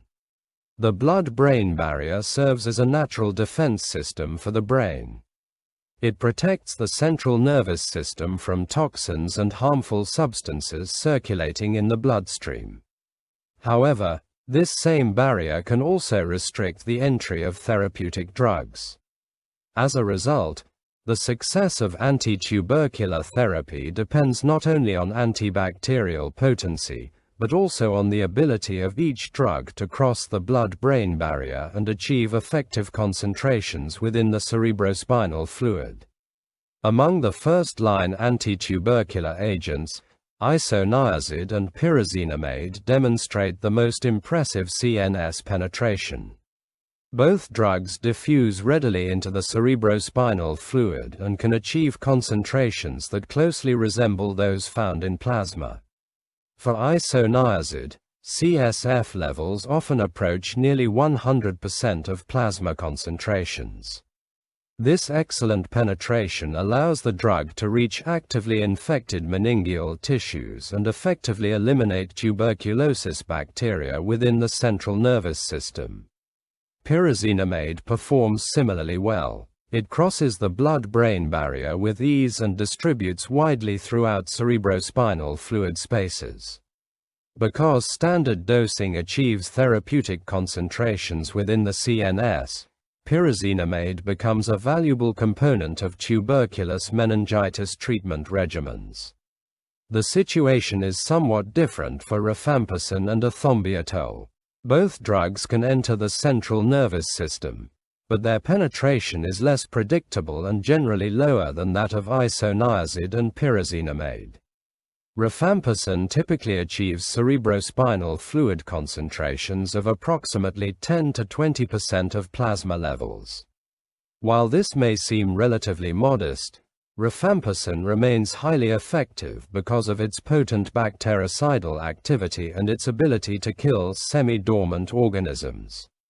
Ethambutol shows more variable penetration. Cerebrospinal fluid concentrations generally range from about 10 to 50% of plasma levels. The degree of penetration often depends on the severity of meningeal inflammation. An important concept in tuberculous meningitis pharmacotherapy is that inflammation can temporarily increase blood-brain barrier permeability. During active meningitis, the barrier becomes more porous, allowing greater entry of drugs such as Rifampicin and Ethambutol. As treatment progresses and inflammation subsides, penetration of these drugs may decrease. This explains why CNS drug delivery can vary during different stages of the disease. When comparing the first-line agents, Isoniazid and Pyrazinamide clearly provide the highest cerebrospinal fluid exposure, with levels approaching 100% of plasma concentrations. Rifampicin generally achieves about 10 to 20%, while Ethambutol typically reaches approximately 10 to 50%. These pharmacokinetic differences help explain the distinct roles of each drug. Isoniazid and Pyrazinamide provide outstanding CNS coverage. Rifampicin contributes powerful bactericidal and sterilizing activity. Ethambutol serves primarily as a resistance prevention agent during combination therapy. Together, these complementary properties create an effective multi-drug regimen capable of reaching the central nervous system, controlling infection, and improving outcomes in tuberculous meningitis. In tuberculous meningitis, the bacteria are not the only source of damage. A major part of the disease results from the body's own inflammatory response. As immune cells react to tuberculosis antigens in the cerebrospinal fluid, intense inflammation develops around the brain and meninges. This inflammation can become so severe that it causes life-threatening complications. For this reason, treatment of tuberculous meningitis involves more than just anti-tubercular drugs. An important adjunctive therapy is dexamethasone, a powerful corticosteroid that helps control excessive inflammation within the central nervous system. The rationale for using dexamethasone is straightforward. While the immune response is necessary to fight infection, excessive inflammation can damage healthy brain tissue. Thick inflammatory exudates accumulate around the base of the brain, blood vessels become inflamed, and swelling develops within the cranial cavity. Dexamethasone helps limit these harmful effects. By reducing inflammation, it decreases the formation of inflammatory exudates and minimizes tissue injury. This protective effect is particularly important in a disease where inflammation often causes as much harm as the infection itself. One major benefit is the reduction of cerebral edema. Cerebral edema refers to swelling within brain tissues caused by the accumulation of fluid. As swelling increases, pressure inside the skull rises. Because the skull cannot expand, increasing pressure can compress delicate neural structures and impair brain function. By suppressing inflammatory processes, dexamethasone helps reduce brain swelling and lower intracranial pressure. This can improve neurological function and reduce the risk of serious complications. Another important benefit involves the prevention of vasculitic strokes. In tuberculous meningitis, inflammation frequently affects cerebral blood vessels. The vessel walls become thickened and narrowed, reducing blood flow to brain tissue. This process, known as cerebral vasculitis, can lead to ischemic infarctions and permanent neurological deficits. Dexamethasone helps dampen vascular inflammation and may reduce the likelihood of stroke-related complications. Preserving blood flow to the brain is a critical component of improving patient outcomes. Clinical studies have demonstrated that adjunctive corticosteroid therapy provides significant benefits in tuberculous meningitis. Patients receiving dexamethasone experience lower mortality rates and reduced long-term disability compared with those treated with anti-tubercular drugs alone. The molecular mechanism behind these benefits is fascinating. Dexamethasone enters cells and binds to intracellular glucocorticoid receptors. The resulting drug receptor complex then moves into the nucleus, where it influences gene expression. One effect is known as transactivation. Through this process, dexamethasone promotes the expression of anti-inflammatory genes. These genes produce proteins that help suppress excessive immune responses and limit tissue injury. At the same time, dexamethasone exerts a process called transrepression. This mechanism inhibits the activity of pro-inflammatory transcription factors, particularly nuclear factor kappa B, or NF-kappa B. Nuclear factor kappa B plays a central role in the production of inflammatory cytokines and other mediators that drive immune activation. By suppressing nuclear factor kappa B activity, dexamethasone reduces the release of these inflammatory signals. In summary, dexamethasone serves as a vital adjunctive therapy in tuberculous meningitis. By binding glucocorticoid receptors, activating anti-inflammatory genes, and suppressing pro-inflammatory pathways such as nuclear factor kappa B, it reduces cerebral edema, limits vascular inflammation, decreases neurological injury, and ultimately lowers both mortality and long-term disability. Dexamethasone is a key adjunctive therapy in tuberculous meningitis. While anti-tubercular drugs target the bacteria, dexamethasone helps control the intense inflammatory response that causes much of the neurological damage. To achieve maximum benefit, the steroid must be administered carefully and gradually withdrawn over time. Treatment usually begins with a high-dose intravenous phase. During the first 1 to 2 weeks, dexamethasone is given intravenously to ensure rapid and reliable drug delivery. This approach is especially important in critically ill patients who may have severe cerebral edema, altered consciousness, or difficulty swallowing medications. The goal of this initial phase is to quickly suppress excessive inflammation within the central nervous system. Early control of inflammation helps reduce brain swelling, lower intracranial pressure, and decrease the risk of complications such as vasculitic strokes and cranial nerve injury. As the patient's condition stabilizes, therapy transitions from intravenous administration to oral treatment. However, dexamethasone is not stopped abruptly. Instead, the dose is gradually reduced through a structured tapering schedule. The tapering period typically lasts between 6 and 12 weeks. This gradual reduction allows the body to adjust as the medication is withdrawn. It also helps prevent rebound inflammation, which could worsen neurological symptoms and compromise recovery. Tapering is important because prolonged corticosteroid therapy suppresses the body's natural production of cortisol by the adrenal glands.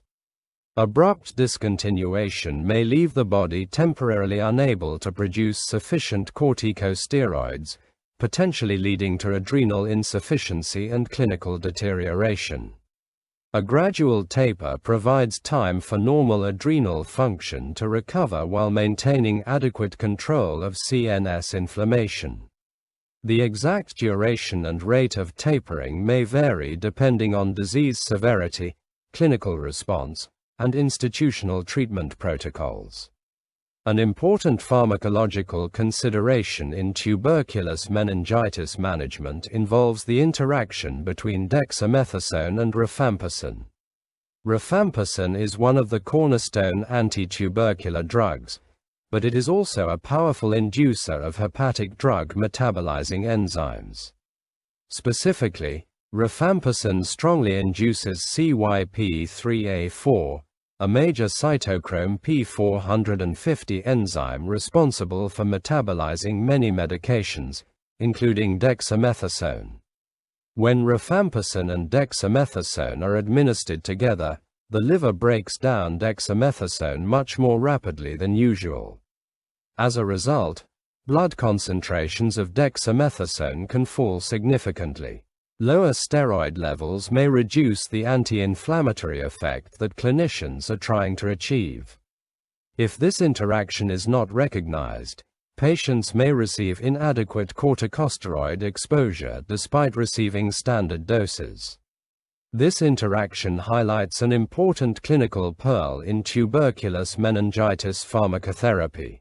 Because rifampicin accelerates dexamethasone metabolism, higher steroid doses are often required to maintain therapeutic effectiveness.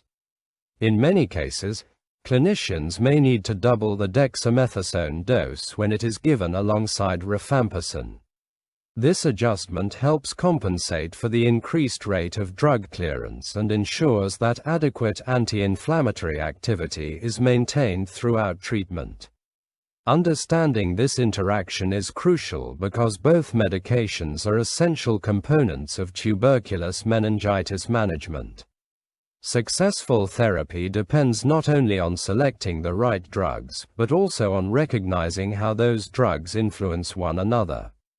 In summary, dexamethasone therapy typically begins with a high-dose intravenous phase, followed by a gradual oral taper over several weeks. Because rifampicin induces CYP3A4 and accelerates dexamethasone metabolism, steroid doses often need adjustment to maintain effective control of CNS inflammation and optimize patient outcomes. One of the most important responsibilities during the treatment of tuberculous meningitis is monitoring for adverse drug reactions. Among all potential complications, hepatotoxicity is one of the most clinically significant.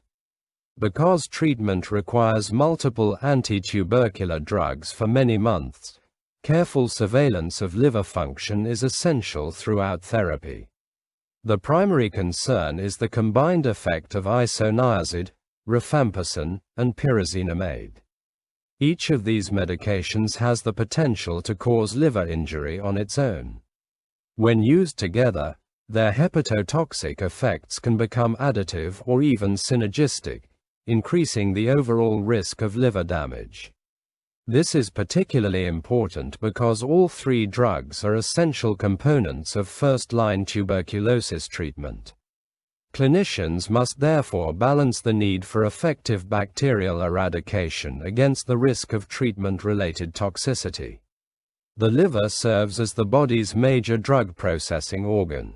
As anti-tubercular medications are metabolized, reactive metabolites may be generated. In susceptible individuals, these metabolites can trigger inflammation and injury within liver cells. Initially, liver injury may be completely silent. Patients often feel well even while liver enzymes are beginning to rise. This is why laboratory monitoring plays such a critical role in patient safety. Before treatment begins, baseline liver function tests, commonly known as LFTs, should be obtained. These tests provide a reference point against which future results can be compared. Establishing baseline values helps clinicians determine whether abnormalities develop during therapy. Monitoring does not stop after treatment initiation. Regular follow-up liver function testing is recommended throughout the course of therapy, particularly during the intensive phase when multiple potentially hepatotoxic drugs are being administered simultaneously. Laboratory monitoring typically focuses on serum transaminases, including alanine aminotransferase and aspartate aminotransferase. Rising levels may indicate ongoing liver injury and provide an early warning sign before severe clinical symptoms develop. In addition to laboratory testing, patients should be educated about symptoms that may suggest hepatotoxicity.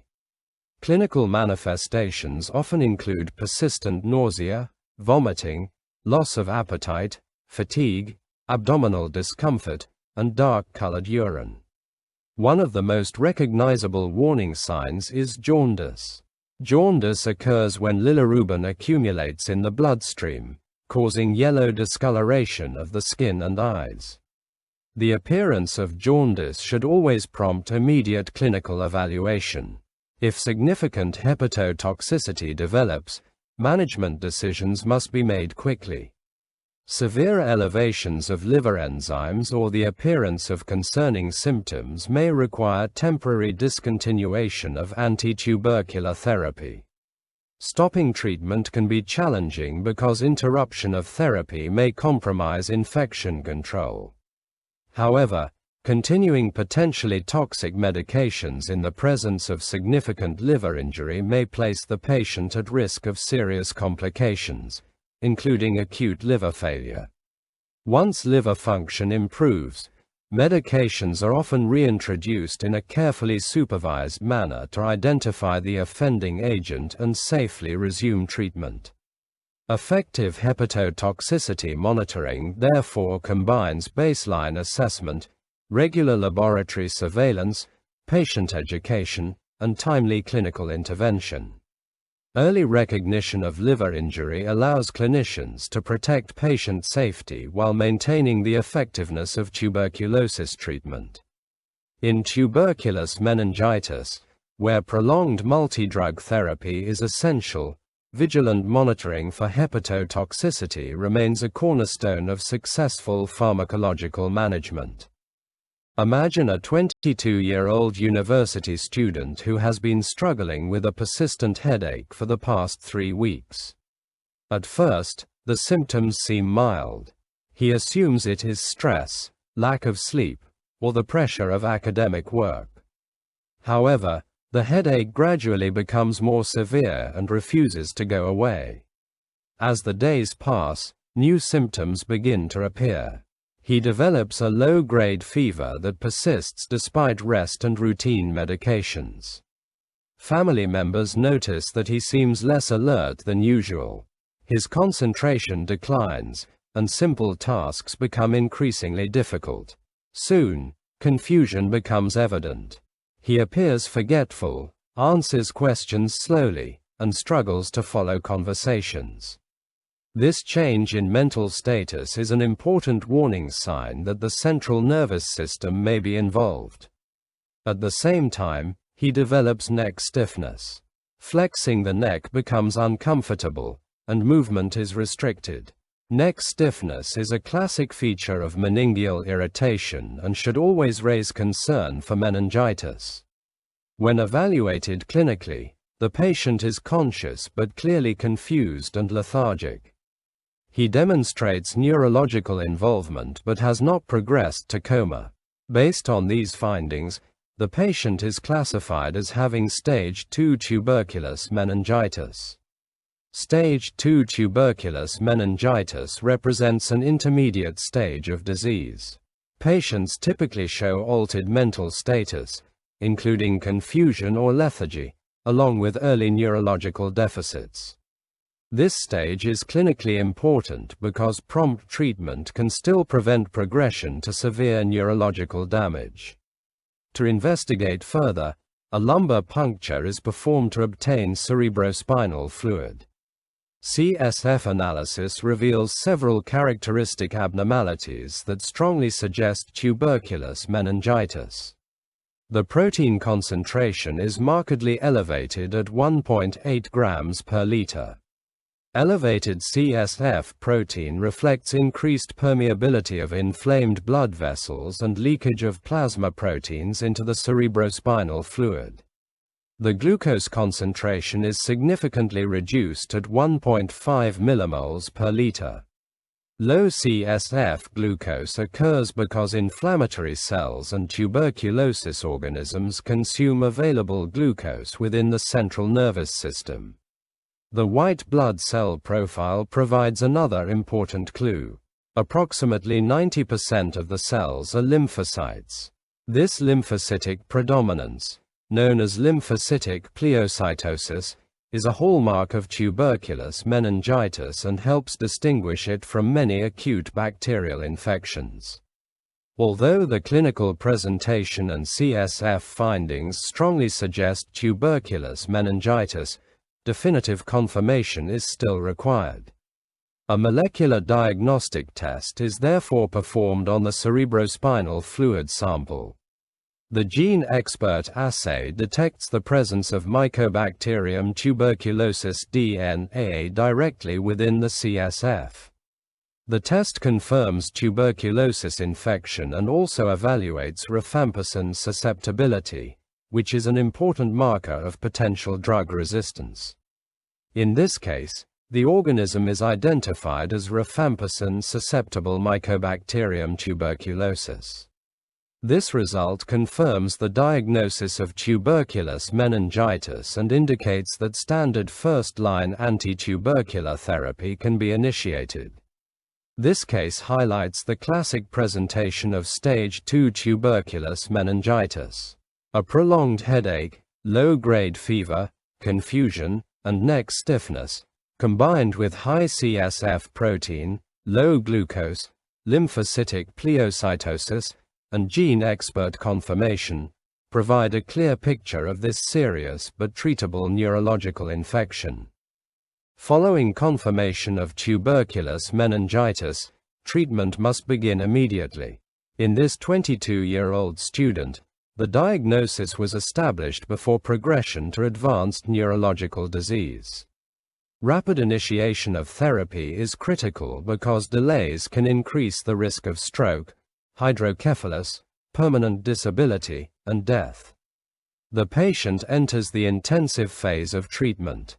This phase uses 4 first-line anti-tubercular drugs administered together. The regimen includes Isoniazid, Rifampicin, Pyrazinamide, and Ethambutol. Each drug contributes a unique mechanism of action, creating a powerful multi-drug attack against Mycobacterium tuberculosis. Isoniazid serves as one of the most important agents because it penetrates the cerebrospinal fluid exceptionally well and rapidly kills actively multiplying bacteria. Rifampicin complements this action by inhibiting bacterial RNA synthesis and targeting organisms that may persist within inflamed tissues. Pyrazinamide provides additional activity within acidic environments such as inflammatory lesions and intracellular compartments. Ethambutol strengthens the regimen by helping prevent the emergence of drug-resistant bacterial populations during the early stages of treatment. However, treating tuberculous meningitis is not only about eliminating bacteria. Much of the neurological damage results from inflammation within the central nervous system. For this reason, dexamethasone is added as adjunctive therapy. Dexamethasone reduces excessive meningeal inflammation, limits cerebral edema, and helps protect the brain from inflammatory injury. It also decreases the risk of cerebral vasculitis, a major cause of stroke in patients with tuberculous meningitis. Another important addition to therapy is pyridoxine, also known as vitamin B6. This supplement is routinely administered alongside isoniazid. The reason is simple. Isoniazid can deplete vitamin B6 stores and increase the risk of peripheral neuropathy. Without adequate pyridoxine, patients may develop tingling, numbness, burning sensations, or weakness in the hands and feet. Providing vitamin B6 helps protect peripheral nerves and improves treatment tolerability. During the first 2 months, the patient receives this comprehensive regimen consisting of 4 anti-tubercular drugs, dexamethasone, and pyridoxine. Clinical progress is monitored closely through neurological assessments, laboratory testing, and evaluation for potential adverse drug reactions.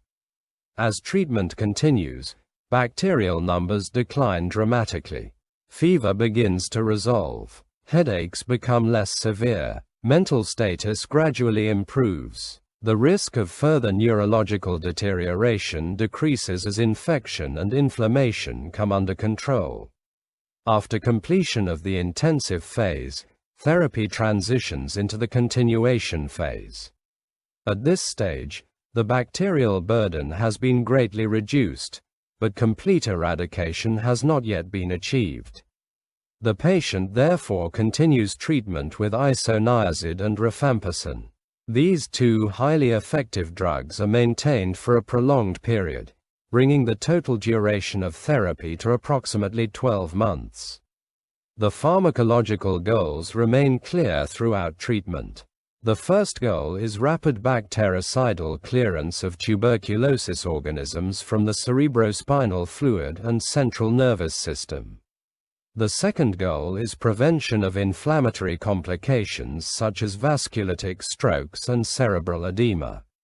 The third goal is protection against treatment-related complications, including peripheral neuropathy. Because treatment was initiated during stage 2 disease and managed aggressively, the patient experiences progressive neurological recovery.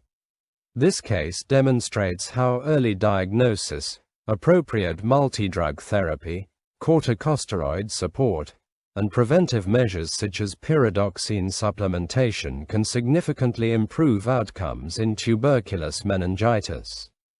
This case highlights one of the most challenging situations in clinical pharmacology. A 35-year-old woman is diagnosed with tuberculous meningitis while already receiving treatment for HIV infection. She is taking an antiretroviral regimen consisting of dolutegravir, tenofovir, and emtricitabine. She also relies on oral contraceptive pills for pregnancy prevention. At first glance, initiating tuberculosis treatment may seem straightforward. Standard therapy would normally include isoniazid, rifampicin, pyrazinamide, and ethambutol. However, a major pharmacological problem immediately emerges. The challenge centers on rifampicin. Rifampicin is one of the most important anti-tubercular drugs because of its potent bactericidal and sterilizing activity. In many patients, it is considered indispensable. Unfortunately, rifampicin is also one of the most powerful enzyme-inducing drugs used in clinical practice. Rifampicin strongly induces hepatic drug metabolizing enzymes, particularly CYP3A4 and several related metabolic pathways. As enzyme activity increases, the liver breaks down many medications more rapidly than normal. This creates a significant conflict with the patient's oral contraceptives. Hormonal contraceptives depend on maintaining adequate circulating hormone levels to prevent ovulation and pregnancy. When rifampicin accelerates hormone metabolism, blood concentrations of contraceptive hormones decline substantially. As hormone levels fall, contraceptive effectiveness decreases. The patient may therefore face a significantly increased risk of unintended pregnancy despite taking her medication correctly. This interaction is clinically important and requires alternative contraceptive strategies or additional contraceptive protection. The situation becomes even more complex when antiretroviral therapy is considered. Dolutegravir is a highly effective integrase inhibitor used as a cornerstone of modern HIV treatment. To suppress viral replication successfully, therapeutic drug concentrations must be maintained consistently. Rifampicin accelerates the metabolism and clearance of dolutegravir. As a result, dolutegravir blood levels can fall below the concentrations required for optimal antiviral activity. When drug levels become inadequate, HIV replication may increase. This can compromise viral suppression, increase the risk of treatment failure, and potentially promote the development of antiretroviral resistance. The clinician is therefore faced with a delicate balancing act. On one hand, rifampicin is essential for effective treatment of tuberculous meningitis. On the other hand, its enzyme-inducing properties threaten both HIV control and contraceptive effectiveness. This case illustrates why pharmacological management extends far beyond selecting drugs that kill bacteria. Successful therapy requires understanding how medications interact within the body and anticipating the consequences of those interactions. In patients with HIV-associated tuberculous meningitis, treatment plans often require careful modification and close monitoring. Drug doses may need adjustment, alternative contraceptive methods may be recommended, and antiretroviral regimens may require optimization to maintain therapeutic effectiveness. The key lesson from this case is that rifampicin is both a powerful therapeutic tool and a potent source of drug interactions. Managing HIV, tuberculosis, and reproductive health simultaneously requires a comprehensive understanding of pharmacokinetics, enzyme induction, and individualized patient care. This is why HIV tuberculous meningitis co-infection is considered one of the most complex and fascinating challenges in modern clinical pharmacology. A 35-year-old woman is diagnosed with tuberculous meningitis while receiving treatment for HIV. Her antiretroviral regimen includes dolutegravir, tenofovir, and emtricitabine. She also uses oral contraceptive pills for pregnancy prevention. This situation presents significant pharmacological challenges because tuberculosis treatment must be carefully coordinated with her existing medications. The main concern is rifampicin, a cornerstone drug in tuberculosis therapy. Rifampicin is a powerful inducer of drug metabolizing enzymes and can accelerate the breakdown of many medications. While it is highly effective against Mycobacterium tuberculosis, it can significantly reduce the effectiveness of other treatments. One important interaction involves dolutegravir.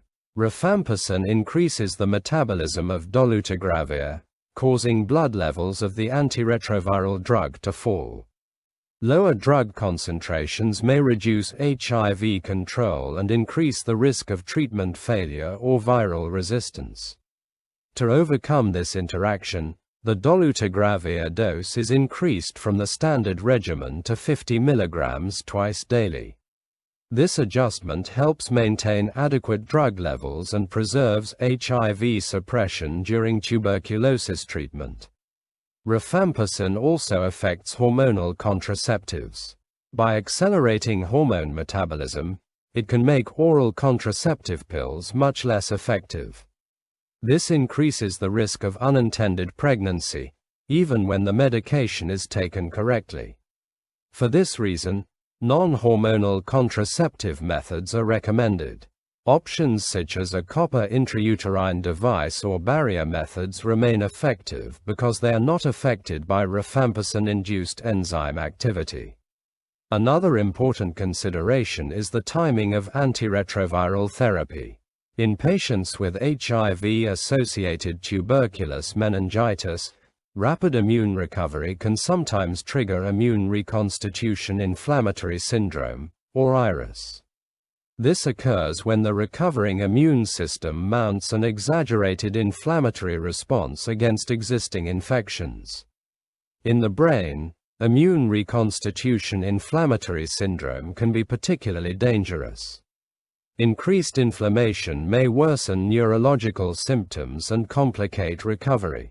To reduce this risk, clinicians often delay starting or significantly modifying antiretroviral therapy for approximately 2 to 8 weeks after beginning anti-tubercular treatment. The management plan therefore focuses on 3 key goals. First, adjust dolutegravir dosing to compensate for rifampicin-induced metabolism.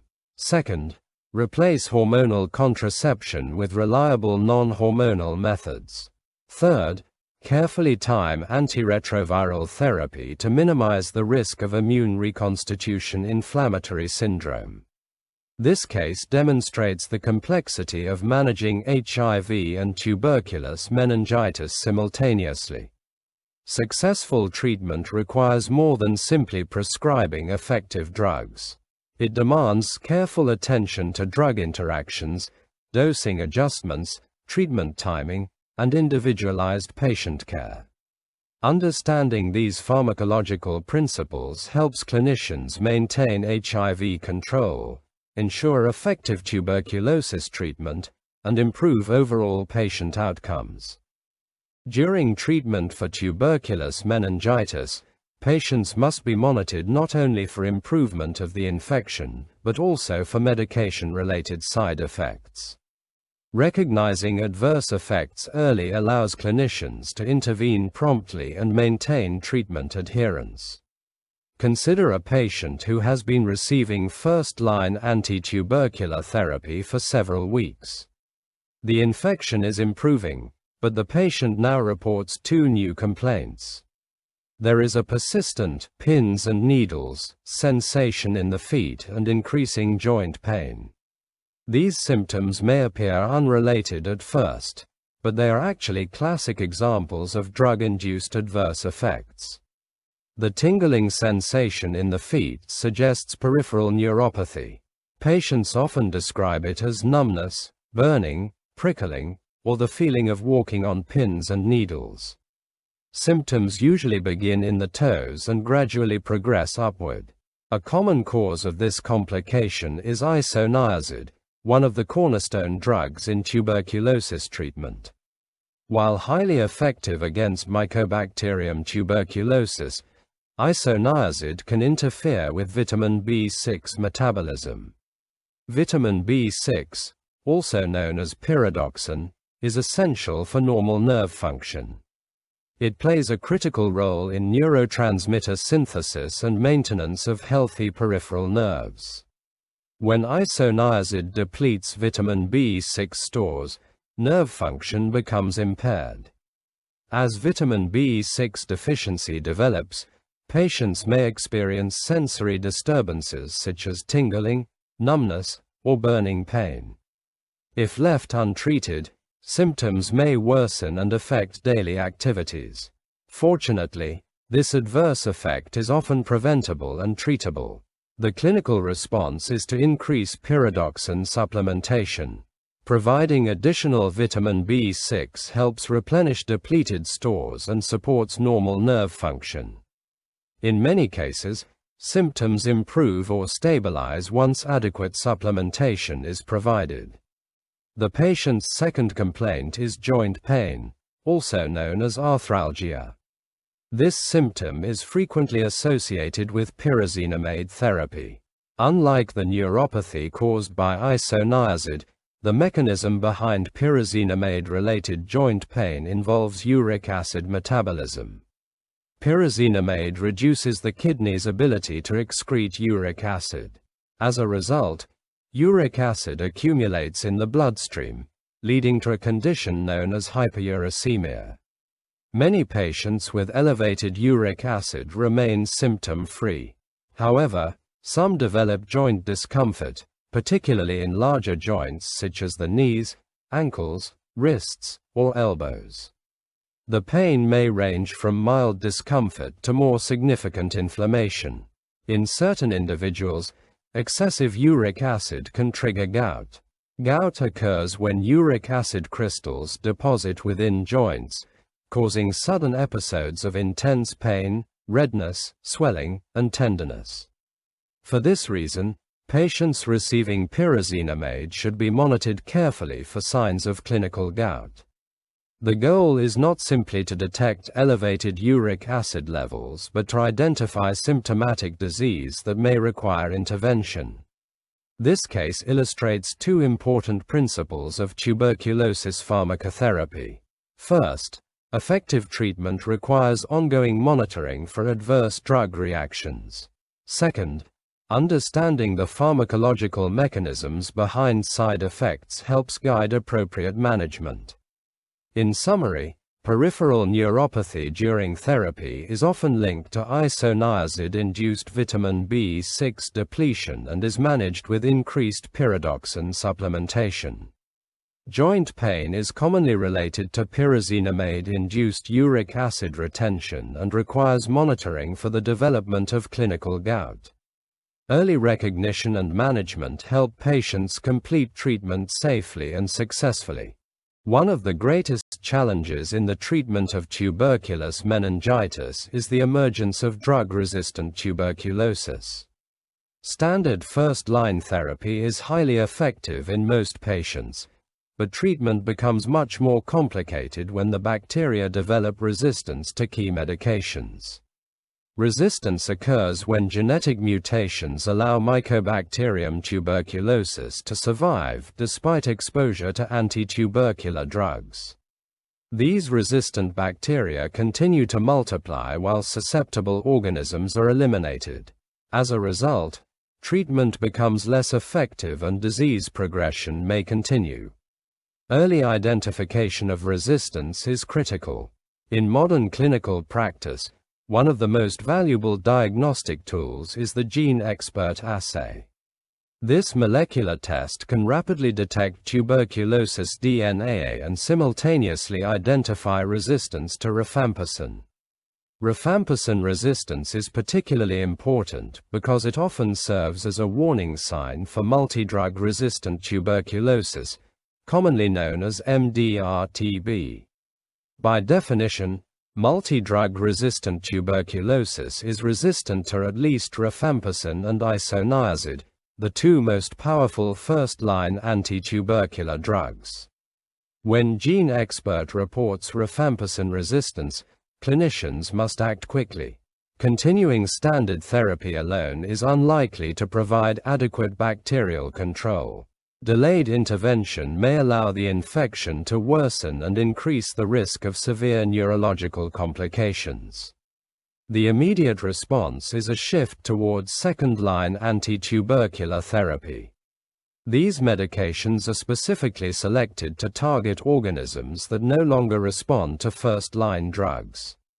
Among the most important second-line agents are fluoroquinolones. Drugs such as levofloxacin and moxifloxacin possess strong activity against Mycobacterium tuberculosis and often become key components of resistant TB treatment regimens. Another valuable medication is linezolid. This drug inhibits bacterial protein synthesis and has demonstrated activity against drug-resistant tuberculosis. In many cases, linezolid becomes an essential part of multidrug-resistant TB management. However, treating resistant tuberculous meningitis is far more difficult than treating pulmonary disease. The major challenge is drug delivery to the central nervous system. The blood-brain barrier limits the entry of many medications into the cerebrospinal fluid and brain tissue. Even if a drug is highly active against resistant bacteria in the laboratory, it may not achieve sufficient concentrations at the site of infection. This creates a significant therapeutic dilemma. The number of drugs with both potent anti-tubercular activity and reliable CNS penetration is relatively limited. Clinicians must carefully select medications that can effectively reach infected meningeal tissues. As treatment options become more restricted, regimen design becomes increasingly complex. Drug combinations must balance antimicrobial effectiveness, CNS penetration, toxicity, and the risk of further resistance development. Patients with resistant tuberculous meningitis often require longer treatment durations, closer monitoring, and more intensive follow-up than those with drug-susceptible disease. Adverse drug reactions may also become more common because second-line agents frequently have less favorable safety profiles. Despite these challenges, early detection of resistance and prompt initiation of appropriate second-line therapy can significantly improve outcomes. In summary, Rifampicin resistance detected by GeneXpert is a major warning sign for multi-drug-resistant tuberculosis. Management requires rapid transition to second-line agents such as fluoroquinolones and linezolid. The greatest challenge in resistant tuberculous meningitis is finding drugs that not only kill resistant bacteria, but also penetrate the central nervous system effectively. Early recognition and aggressive treatment remain essential for successful patient outcomes. Treating tuberculous meningitis requires patience, persistence, and long-term commitment. Unlike many bacterial infections that can be cured within days or weeks, tuberculous meningitis demands prolonged therapy. This extended treatment period is necessary because of the unique biology of Mycobacterium tuberculosis and the challenges of eradicating infection from the central nervous system. Most international treatment guidelines recommend a total treatment duration of approximately 9 to 12 months. The exact duration may vary depending on disease severity, treatment response, drug susceptibility patterns, and local clinical protocols. However, the principle remains the same. Treatment must continue long enough to eliminate all surviving bacteria. The need for prolonged therapy begins with the nature of the organism itself. Mycobacterium tuberculosis is a very slow-growing bacterium. Unlike many common bacteria that divide rapidly, tuberculosis organisms may take many hours to complete a single replication cycle. Because anti-tubercular drugs often work most effectively against actively replicating organisms, treatment must be maintained long enough to target bacteria as they gradually enter growth phases. Short treatment courses may eliminate many organisms but leave behind persistent survivors. Another challenge involves the location of the infection. In tuberculous meningitis, bacteria are not simply floating freely within the cerebrospinal fluid. Many organisms become trapped within granulomas, inflammatory lesions, and areas of caseous necrosis deep within brain tissues. These sequestered lesions create protected environments where bacteria may persist despite therapy. Drug penetration into these sites can be variable, and some organisms may enter dormant or semi-dormant states that make them less susceptible to antimicrobial activity. As a result, complete eradication requires prolonged exposure to effective drug concentrations. The goal is not only to control symptoms but also to eliminate hidden bacterial reservoirs that could later reactivate and cause relapse. Treatment is therefore divided into phases. The intensive phase rapidly reduces the bacterial burden using multiple drugs. The continuation phase then maintains pressure on any remaining organisms and helps ensure complete sterilization of infected tissues. Throughout therapy, clinicians monitor both laboratory and clinical indicators of progress. One important marker of treatment success is improvement in cerebrospinal fluid findings. As infection resolves, inflammatory activity decreases, protein levels gradually decline, glucose concentrations normalize, and cellular abnormalities improve. These changes indicate that bacterial activity and meningeal inflammation are being brought under control. Serial CSF evaluation may provide valuable information regarding treatment response in selected patients. Equally important is neurological stability. Successful treatment should be accompanied by improvement or stabilization of neurological function. Headaches become less frequent, mental status improves, fever resolves, and focal neurological deficits stop progressing. The absence of new neurological complications is often a reassuring sign that therapy is working effectively. Clinicians also monitor for hydrocephalus, stroke, cranial nerve dysfunction, and other potential complications throughout the treatment period. Ultimately, treatment success is measured not simply by survival, but by recovery of neurological function and prevention of long-term disability. In summary, tuberculous meningitis typically requires 9 to 12 months of therapy because Mycobacterium tuberculosis replicates slowly and can persist within protected brain lesions. Prolonged treatment helps achieve complete bacterial eradication. Success is assessed through improvement of cerebrospinal fluid markers, resolution of inflammation, and maintenance of neurological stability, all of which indicate effective control of this serious central nervous system infection. As we conclude our discussion of tuberculous meningitis, it is important to bring together the key concepts that define this serious and potentially life-threatening disease. Understanding the origin, diagnosis, and clinical progression of tuberculous meningitis provides the foundation for effective treatment and improved patient outcomes.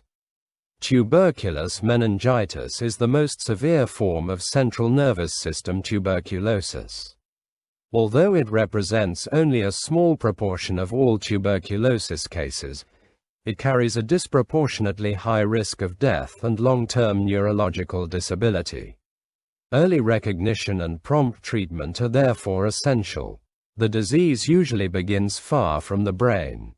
In most patients, the initial infection develops in the lungs following inhalation of Mycobacterium tuberculosis. From there, bacteria may enter the bloodstream and spread to distant organs, including the central nervous system. Within the brain, small tuberculous lesions known as rich foci may develop. These lesions are often located in subpial or subependymal regions and can remain silent for weeks, months, or even years. The critical event occurs when a rich focus ruptures. This rupture releases live mycobacteria and tubercular antigens directly into the subarachnoid space. What was once a localized and relatively contained infection suddenly becomes a widespread inflammatory disease involving the meninges. The resulting immune response produces intense inflammation within the cerebrospinal fluid. Thick inflammatory exudates form around the base of the brain, blood vessels become inflamed, and complications such as hydrocephalus, cranial nerve palsies, and cerebral infarctions may develop. Diagnosis relies heavily on cerebrospinal fluid analysis. The CSF profile in tuberculous meningitis has several classic features that help distinguish it from other neurological infections. One hallmark finding is a markedly elevated protein concentration. Increased protein reflects disruption of the blood-brain barrier and leakage of plasma proteins into the cerebrospinal fluid.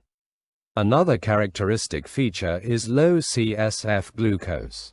Glucose levels fall because inflammatory cells and mycobacteria consume available glucose within the central nervous system. The third major finding is lymphocytic pleocytosis. This means that lymphocytes make up the majority of white blood cells present in the cerebrospinal fluid. Together, high protein, low glucose, and lymphocyte predominance form the classic CSF signature of tuberculous meningitis. Clinical staging is equally important because it reflects disease severity and helps guide prognosis. Stage 1 patients remain fully conscious and have no focal neurological deficits. This stage offers the greatest opportunity for complete recovery if treatment begins promptly. Stage 2 disease is characterized by confusion, lethargy, or mild neurological deficits. At this stage, inflammation is becoming more significant, and urgent intervention is needed to prevent further deterioration. Stage 3 represents advanced disease. Patients may be stuporous or comatose and often have severe neurological deficits. Mortality and long-term disability rates are highest in this stage. The key takeaway is simple. Tuberculous meningitis begins with rupture of a rich focus, is identified by its characteristic CSF profile of high protein, low glucose, and lymphocytic predominance, and is classified into 3 clinical stages that determine severity, prognosis, and the urgency of treatment. Early diagnosis remains the most powerful tool for improving outcomes. The successful treatment of tuberculous meningitis depends on effective antimicrobial therapy, adequate drug penetration into the central nervous system, control of inflammation, and careful monitoring for adverse effects and drug interactions. The foundation of treatment is combination anti-tubercular therapy. Among the first-line drugs, Isoniazid, Rifampicin, and Pyrazinamide form the bactericidal backbone of the regimen. These medications actively kill Mycobacterium tuberculosis and are responsible for most of the bacterial clearance achieved during treatment. Isoniazid is one of the most important drugs in tuberculous meningitis because of its excellent penetration into the cerebrospinal fluid. Drug concentrations in the CSF closely resemble those in the bloodstream, allowing effective elimination of bacteria within the central nervous system. Rifampicin is another key agent. It inhibits bacterial RNA synthesis and possesses both bactericidal and sterilizing activity. In addition to killing actively multiplying organisms, Rifampicin can target semi-dormant bacteria that persist within granulomas and areas of tissue necrosis. This helps reduce the risk of relapse and improves long-term treatment outcomes. Pyrazinamide also plays a vital role. It penetrates the CNS effectively and remains active in acidic environments commonly found within inflammatory lesions and macrophages. This unique property allows pyrazinamide to eliminate bacteria that may be less accessible to other drugs. Ethambutol is included primarily to prevent the development of drug resistance during the intensive phase of therapy. Although its CNS penetration is more limited and its bactericidal activity is less pronounced, it remains an important component of multi-drug treatment. A major consideration in tuberculous meningitis management is central nervous system penetration. The blood-brain barrier restricts the entry of many medications into the brain and cerebrospinal fluid. As a result, not all anti-tubercular drugs achieve the same therapeutic concentrations within the CNS. Drug selection must therefore consider both antimicrobial potency and the ability to reach the site of infection. In addition to antimicrobial therapy, adjunctive corticosteroid treatment is essential. Dexamethasone is commonly used to reduce excessive inflammation within the central nervous system. By decreasing cerebral edema, limiting inflammatory damage, and reducing the risk of vasculitic strokes, corticosteroids improve survival and reduce long-term neurological disability. Monitoring for adverse drug reactions is equally important. Hepatotoxicity is a major concern because Isoniazid, Rifampicin, and Pyrazinamide can all cause liver injury. Baseline and follow-up liver function tests are necessary throughout treatment. Patients should also be monitored for symptoms such as nausea, fatigue, abdominal discomfort, dark urine, and jaundice. Clinicians must remain alert for rifampicin-related drug interactions. Rifampicin is a potent inducer of hepatic enzymes and can accelerate the metabolism of many medications. This may reduce the effectiveness of drugs such as oral contraceptives, corticosteroids, anticoagulants, and antiretroviral agents.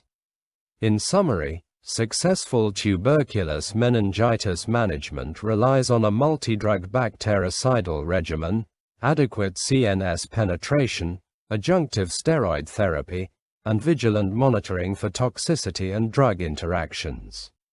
These principles are essential for improving survival and minimizing long-term neurological complications. Understanding drug mechanisms is essential in the treatment of tuberculous meningitis. Many anti-tubercular drugs act on unique bacterial targets, but only one of the first-line agents requires activation by a specific mycobacterial enzyme before it can become effective. Consider this question: which drug in the tuberculous meningitis regimen is a prodrug activated by the mycobacterial KATG enzyme to inhibit mycolic acid synthesis? The options are Rifampicin, Isoniazid, Ethambutol, and Pyrazinamide. The correct answer is Isoniazid. Isoniazid is one of the most important first-line anti-tubercular drugs. However, it is not active when it first enters the bacterial cell. It must undergo activation by a mycobacterial enzyme known as catalase peroxidase, which is encoded by the KATG gene. Think of Isoniazid as a medication that arrives in an inactive form. The tuberculosis bacterium itself activates the drug. Once KATG converts Isoniazid into its active form, the drug can exert its antibacterial effects. The activated drug then targets an important enzyme called INHA, which plays a critical role in the synthesis of mycolic acids. Mycolic acids are major structural components of the mycobacterial cell wall and are responsible for many of the unique properties of Mycobacterium tuberculosis. The cell wall of tuberculosis bacteria is unusually thick, waxy, and rich in lipids. This protective barrier helps the organism resist environmental stress and limits the effectiveness of many antibiotics. When activated, Isoniazid inhibits INHA, mycolic acid production comes to a halt.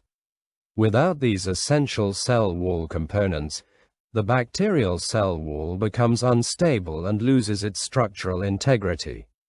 As the cell wall weakens, the bacterium becomes vulnerable and eventually dies.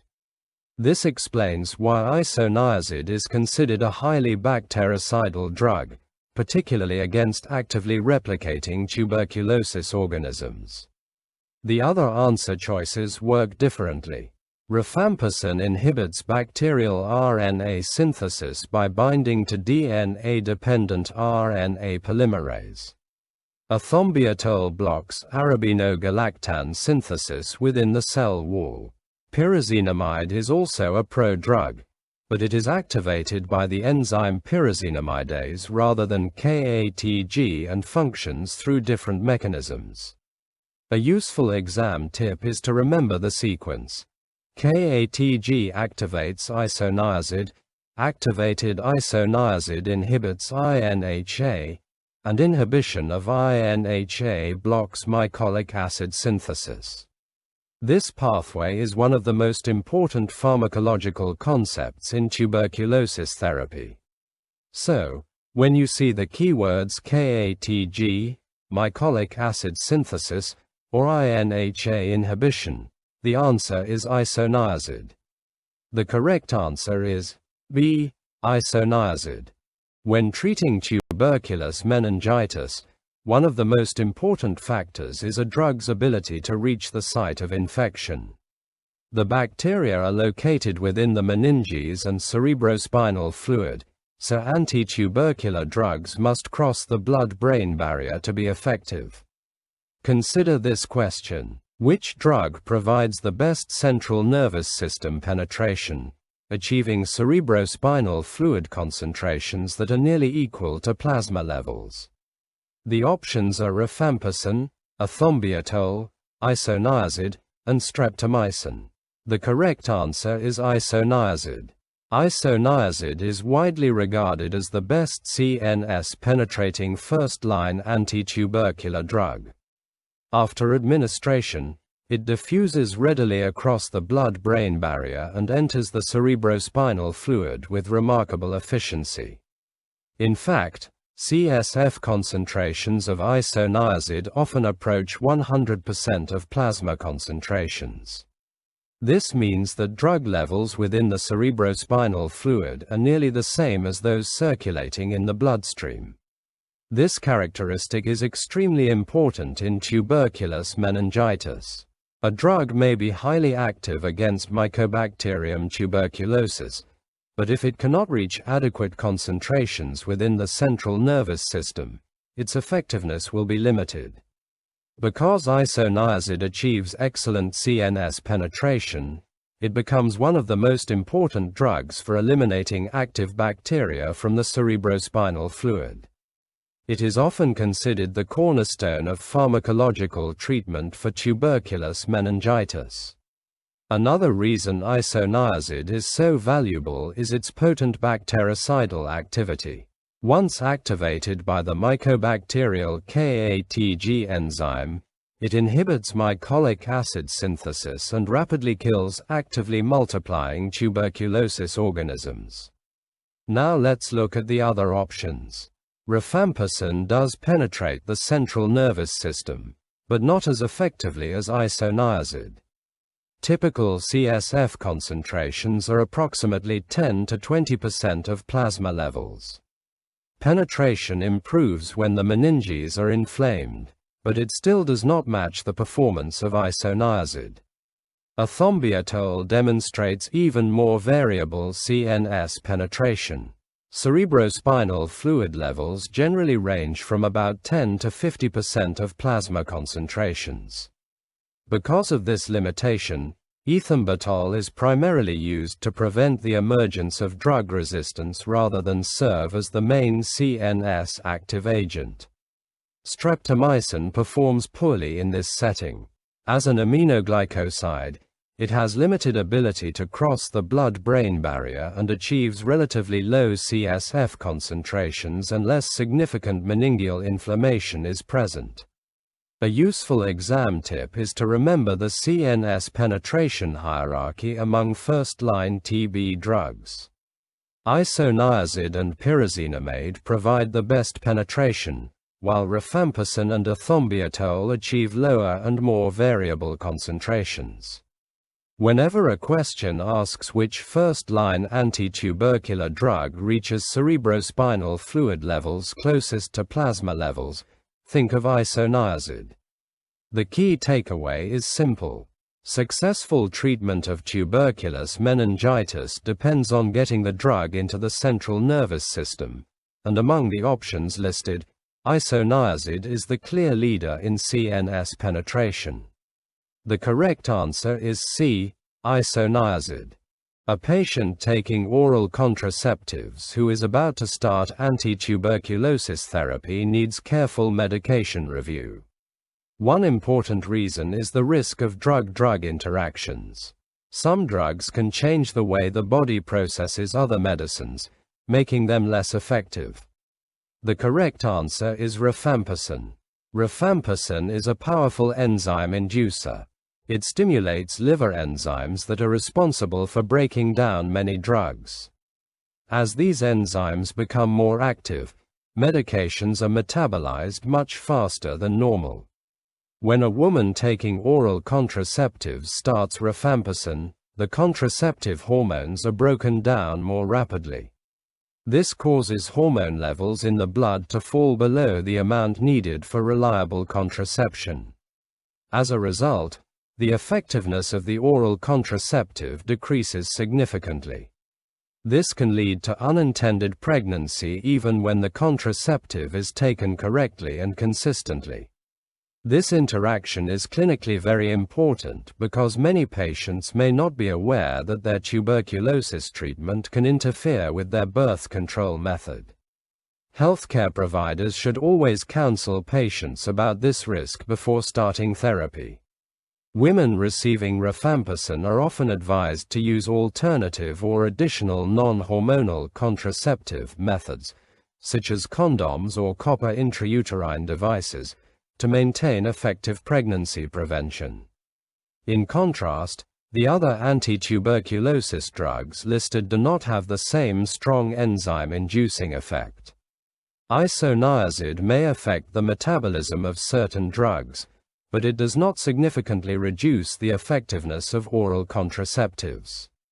Pyrazinamide and Ethambutol are also not major enzyme inducers. This question highlights an important principle in pharmacology. Drug therapy is not only about choosing the right medicine. It is also about understanding how medications interact with each other inside the body.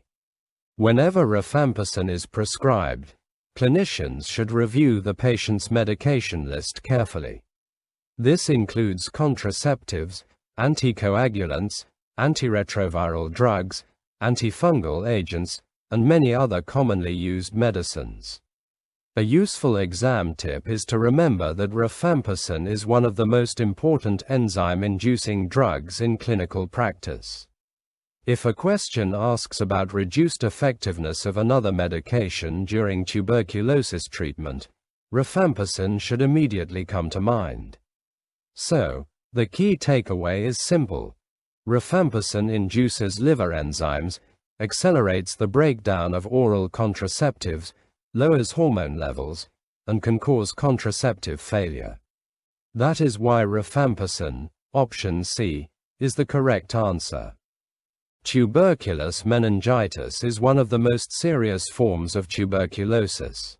It occurs when Mycobacterium tuberculosis spreads to the membranes surrounding the brain and spinal cord. Early diagnosis is critical because delayed treatment can lead to permanent neurological damage or even death. In this question, we are asked to identify the cerebrospinal fluid, or CSF, profile that is most characteristic of tuberculous meningitis. The correct answer is high protein, low glucose, and high lymphocytes. To understand why, it helps to know what happens during the infection. When tuberculosis bacteria invade the meninges, the body's immune system responds by sending inflammatory cells to the site of infection. This inflammation alters the composition of the cerebrospinal fluid. One of the most important findings is an increase in protein levels. Inflammation makes the blood-brain barrier more permeable, allowing proteins to leak into the CSF. As a result, protein concentrations become significantly elevated. Another classic feature is low glucose. The bacteria and activated immune cells consume glucose within the CSF. This reduces the amount of sugar available, causing CSF glucose levels to fall below normal. The third hallmark finding is an increased number of lymphocytes. Tuberculosis is a chronic infection, and chronic infections typically trigger a lymphocytic immune response. Therefore, lymphocytes become the predominant white blood cells seen in the CSF. Together, these three findings create the classic pattern of tuberculous meningitis, high protein, low glucose, and lymphocytic pleocytosis. Now let's briefly examine why the other options are incorrect. High protein, high glucose, and high neutrophils are not typical of tuberculous meningitis. Neutrophils are more commonly associated with acute bacterial infections, and glucose is usually reduced rather than elevated. Low protein with high glucose and high lymphocytes does not fit the inflammatory changes seen in tuberculosis. Protein levels are generally elevated, not decreased. Normal protein, normal glucose, and low white blood cell counts suggest an absence of significant meningeal inflammation and are inconsistent with active tuberculous meningitis. A useful exam tip is to remember the phrase, TB meningitis loves protein, lowers glucose, and attracts lymphocytes. This simple memory aid can help you quickly identify the correct CSF profile in multiple-choice questions. In clinical practice, CSF analysis plays a major role in diagnosing meningitis. When a patient presents with persistent headache, fever, neck stiffness, altered mental status, or cranial nerve deficits, a lumbar puncture can provide vital diagnostic information. The key takeaway is straightforward. The classic CSF picture of tuberculous meningitis is high protein, low glucose, and high lymphocyte counts. Therefore, option B is the correct answer. When treating tuberculosis, choosing the right drugs is only part of the job. Healthcare providers must also monitor patients carefully for adverse drug reactions. Some anti-tuberculosis medicines can affect the liver, nerves, joints, or even vision. In this question, we are asked to identify the first-line anti-tuberculosis drug that is avoided in young children because of the risk of irreversible red-green color blindness. The correct answer is Ethambutol. Ethambutol is an effective drug used in the treatment of tuberculosis. It works by interfering with the formation of the bacterial cell wall, helping to stop the growth and spread of Mycobacterium tuberculosis. Although Ethambutol is generally well tolerated, it has one important adverse effect that every healthcare professional should remember. It can cause optic neuritis, an inflammation of the optic nerve. The optic nerve carries visual information from the eyes to the brain.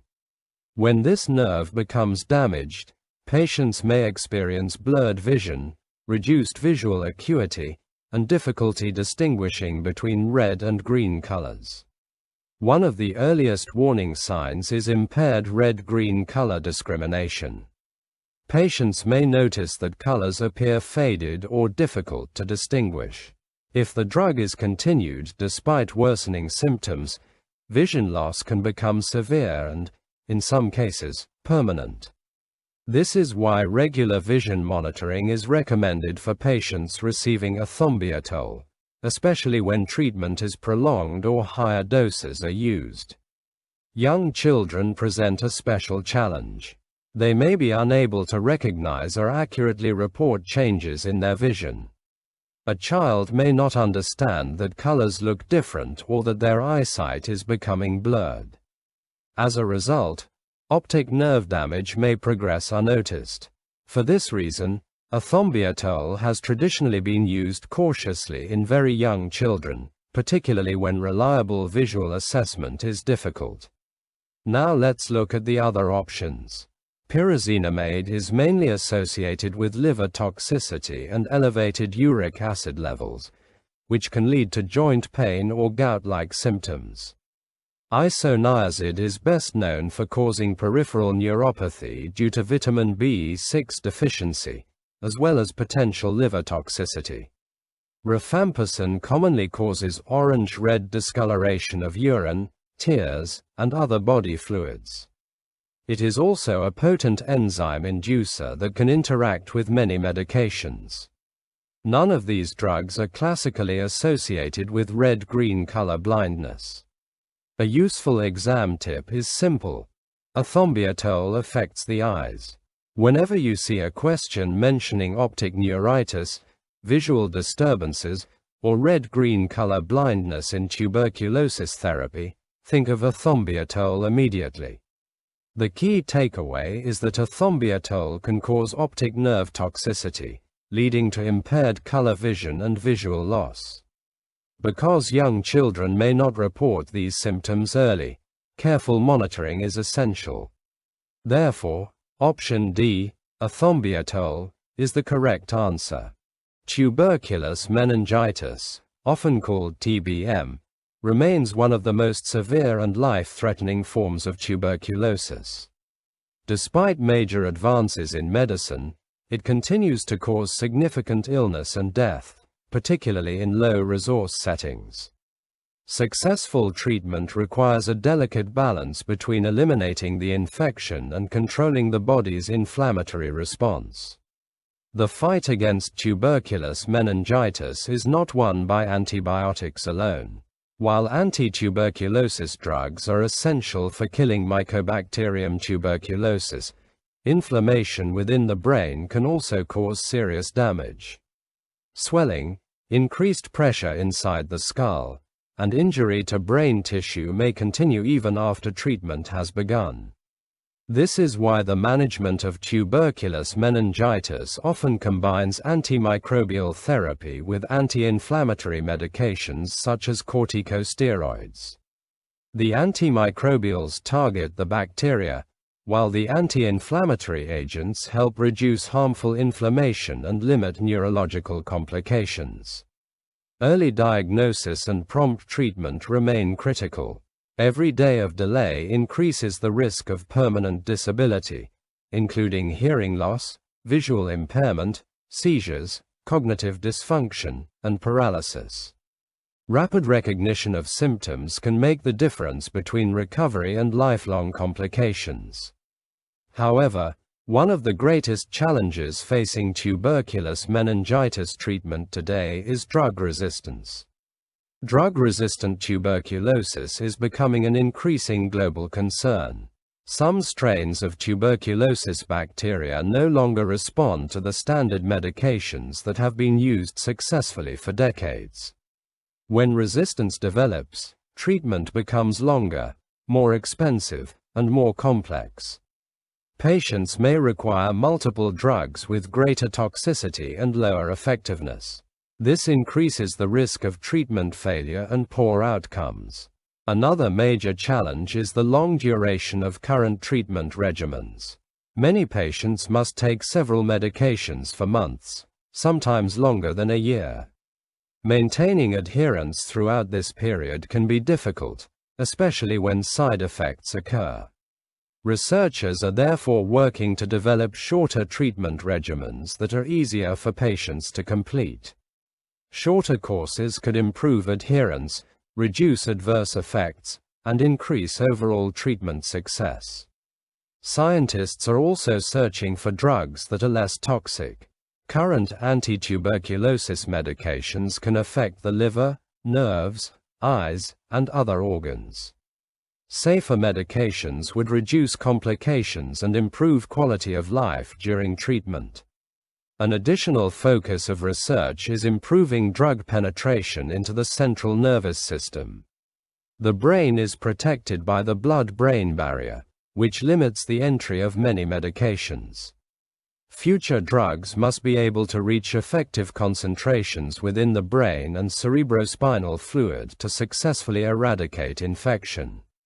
The future of tuberculous meningitis treatment depends on continued innovation, better diagnostics, safer medicines, and more effective therapies. Advances in these areas offer hope for improved survival and fewer long-term neurological complications. The key message is clear.